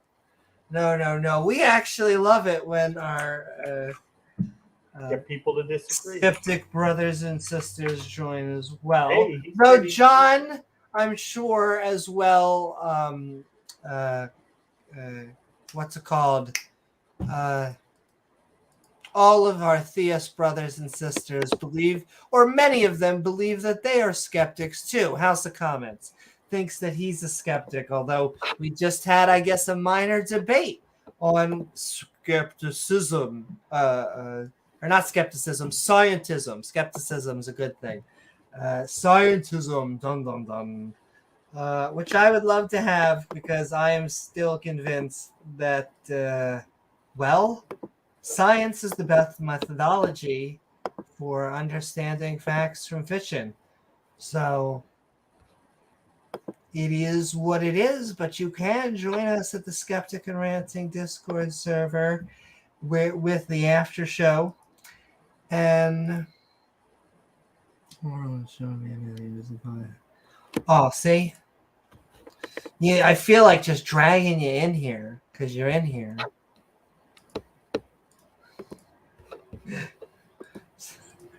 Welcome aboard, Beamsy. Oh no! How you doing, Beamsy? We are. I said you can do the outro. You can. That way it saves you time, and we're not here for another 2 hours. And in fairness, are you saying that you are not convinced in Christian aliens or the alien takeover? First, you've got to define the aspect of what an alien is, because that means just different from you. So therefore, it all depends on perspective. So you are alien to me, so is James. But then if we increase perspective to Terra, then none of us are aliens. If we actually then bring the perspective out to the soul, then the fossils that were found from asteroids and on Mars, they are not aliens. But like I said, it's all due to perspective and where you put it from. Are you talking about non-terrestrial intelligence? That's a different aspect altogether. That's what I mean. You don't want to go down this rabbit hole with me. And let me tell you, we've went down many rabbit holes tonight. It's been fun. I feel like Alice a little bit. You'd be more like the rabbit with the little cottontail you've got. I want to just say that I'm also good at being on my knees. I'm not sure how that's attached to bunny rabbits. Maybe because they go at it a lot. We'll go with that. But yes. According to Ken Hovind, he says yes. They do. According to Ken Hovind, a 15-inch penis is also very important to mention as much as possible. Isn't it though? Well, I wouldn't need to mention it if I had one myself. It would just be obvious. From someone who, with the kind of allegations that there are about him, he mentions animals having sex quite an awful lot. Well, the religious are always obsessed with sex. Unfortunately, it's like it goes hand in hand. Well, as I said before, there are only three things that are consistent with all religions that have shown to be true. If they're shown to be man-made, they always divide, they always hate each other, and they're always wrong. Oh, hi, Penelope. And ramen to that. And yes, Penelope says hi, and she's gonna help us as we're about to. Oh, we're getting closer and closer to the right amount of cats on the screen. Night, James Wolfe, sending love. In fact, we're about to be tucking us all in. You helped us get our rule of thumb, Beamsy. We needed 3 people as our special guests. And so, thank you for being our trinity, our trifecta. But yeah, we are about to head out into the Skeptic and Ranting Discord server. I don't think that any of the skeptics have been convinced that the aliens have indeed touched down and are slowly but surely taking over via working hand in hand with the Vatican. But you know, I think the Pope can barely work hand in hand with anything right now. Oh my God, I know. I'm fairly sure he works hand in hand with Ensure, but whatever. We're sending love. The kitties, yes. And we have many debates coming forward. We have another episode of Ask Me Anything. And here's another PSA. So, you saw the first episode. James Wolfe was on it. I want to thank James Wolfe so much. If he can still hear us. Thanks, James. It was great to have content where yes, that was exactly what I hope you were doing. Even if it was on for a single second. For a single second, there were 3 cats on screen. That's all I wanted. Thank you. I have simple goals in life. I'm a simple lass. Very cheap date. Well, I completely forgot what I was. Ask me anything or say something funny. Oh, look at that kitty! Yay, kitty! Hi, baby. The true Trinity. Is this not the Trinity of the internet? This is what is supposed to be happening. We're unfortunately just an old clip of her. Oh, that is still an absolute baby and adorables. She is. Except she wouldn't let me type at that time. I've seen where you have to get kitties who you basically have to get like diversion keyboards. This one jumps right on this keyboard. Not only does she jump on the keyboard, she tries to like poke at the screen and thinks that it's a touch screen. And you're like, no, kitty. I have to invent like a cat screen. That's what I need to do. Because cat tablet. Yeah, because apparently this one would use it. Sell it to the rich. They will buy it. $4,000 cat tablets. But yes, sending love once again. James Wolfe, you saw him in the Ask Me Anything. All you need to do is, well, first of all, if you're a channel member, if you are a Patreon, at any level, you get at least a question that you get to submit per month, per episode, and you either get to ask a question or say a one-liner. Make us laugh. And we will say it live and then also record it. And if you want to also be there, if you don't want to email James W. ourselves, and you can find our email in the description. You can find our email in find it in the description in the what's it called thing. Messages on Discord. Or message us in Discord. Or, like I said, you are invited to the live stream. We will do a live stream once a month where we will record it, and you can come ask your question. And so come in there. The only things that get recorded are the actual tagged questions. And so have some fun. We will be there. Any last words, Beamsy, before we do our true outro? Tacos. You heard it here. And all right. So you can see, look at it. And when the producer's nodding off, that means we really do need to go. But I do hope you all had a fun time on this episode of Skeptic and Ranting. The Great Delusion is here. Aliens, the Vatican, queer. Satan.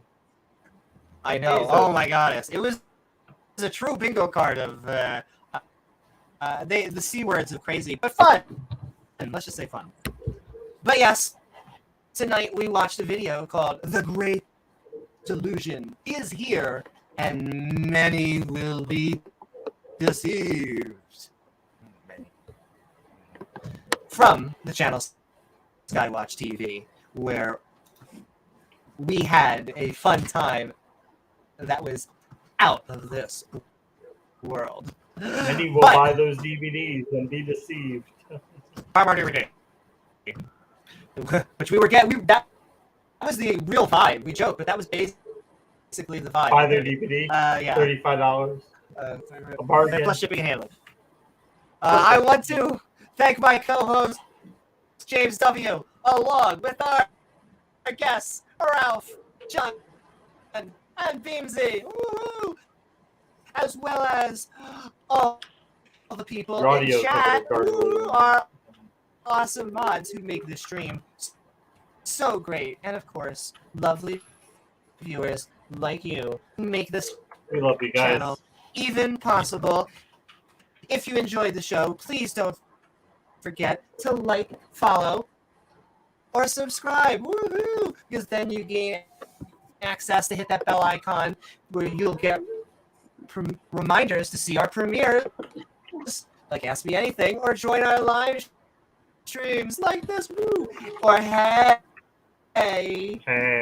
why not leave a comment once the video is done?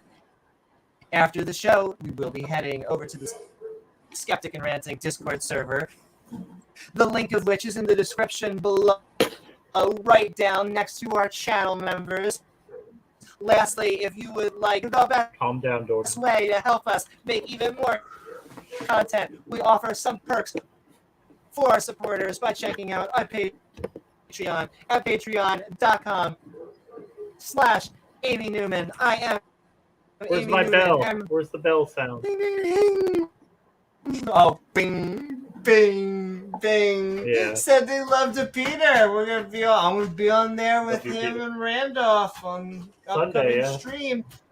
Sunday. And with that, we hope to see you all the next episode of Skeptic Ball Z. Good night, everyone. Good night, guys. Mwah.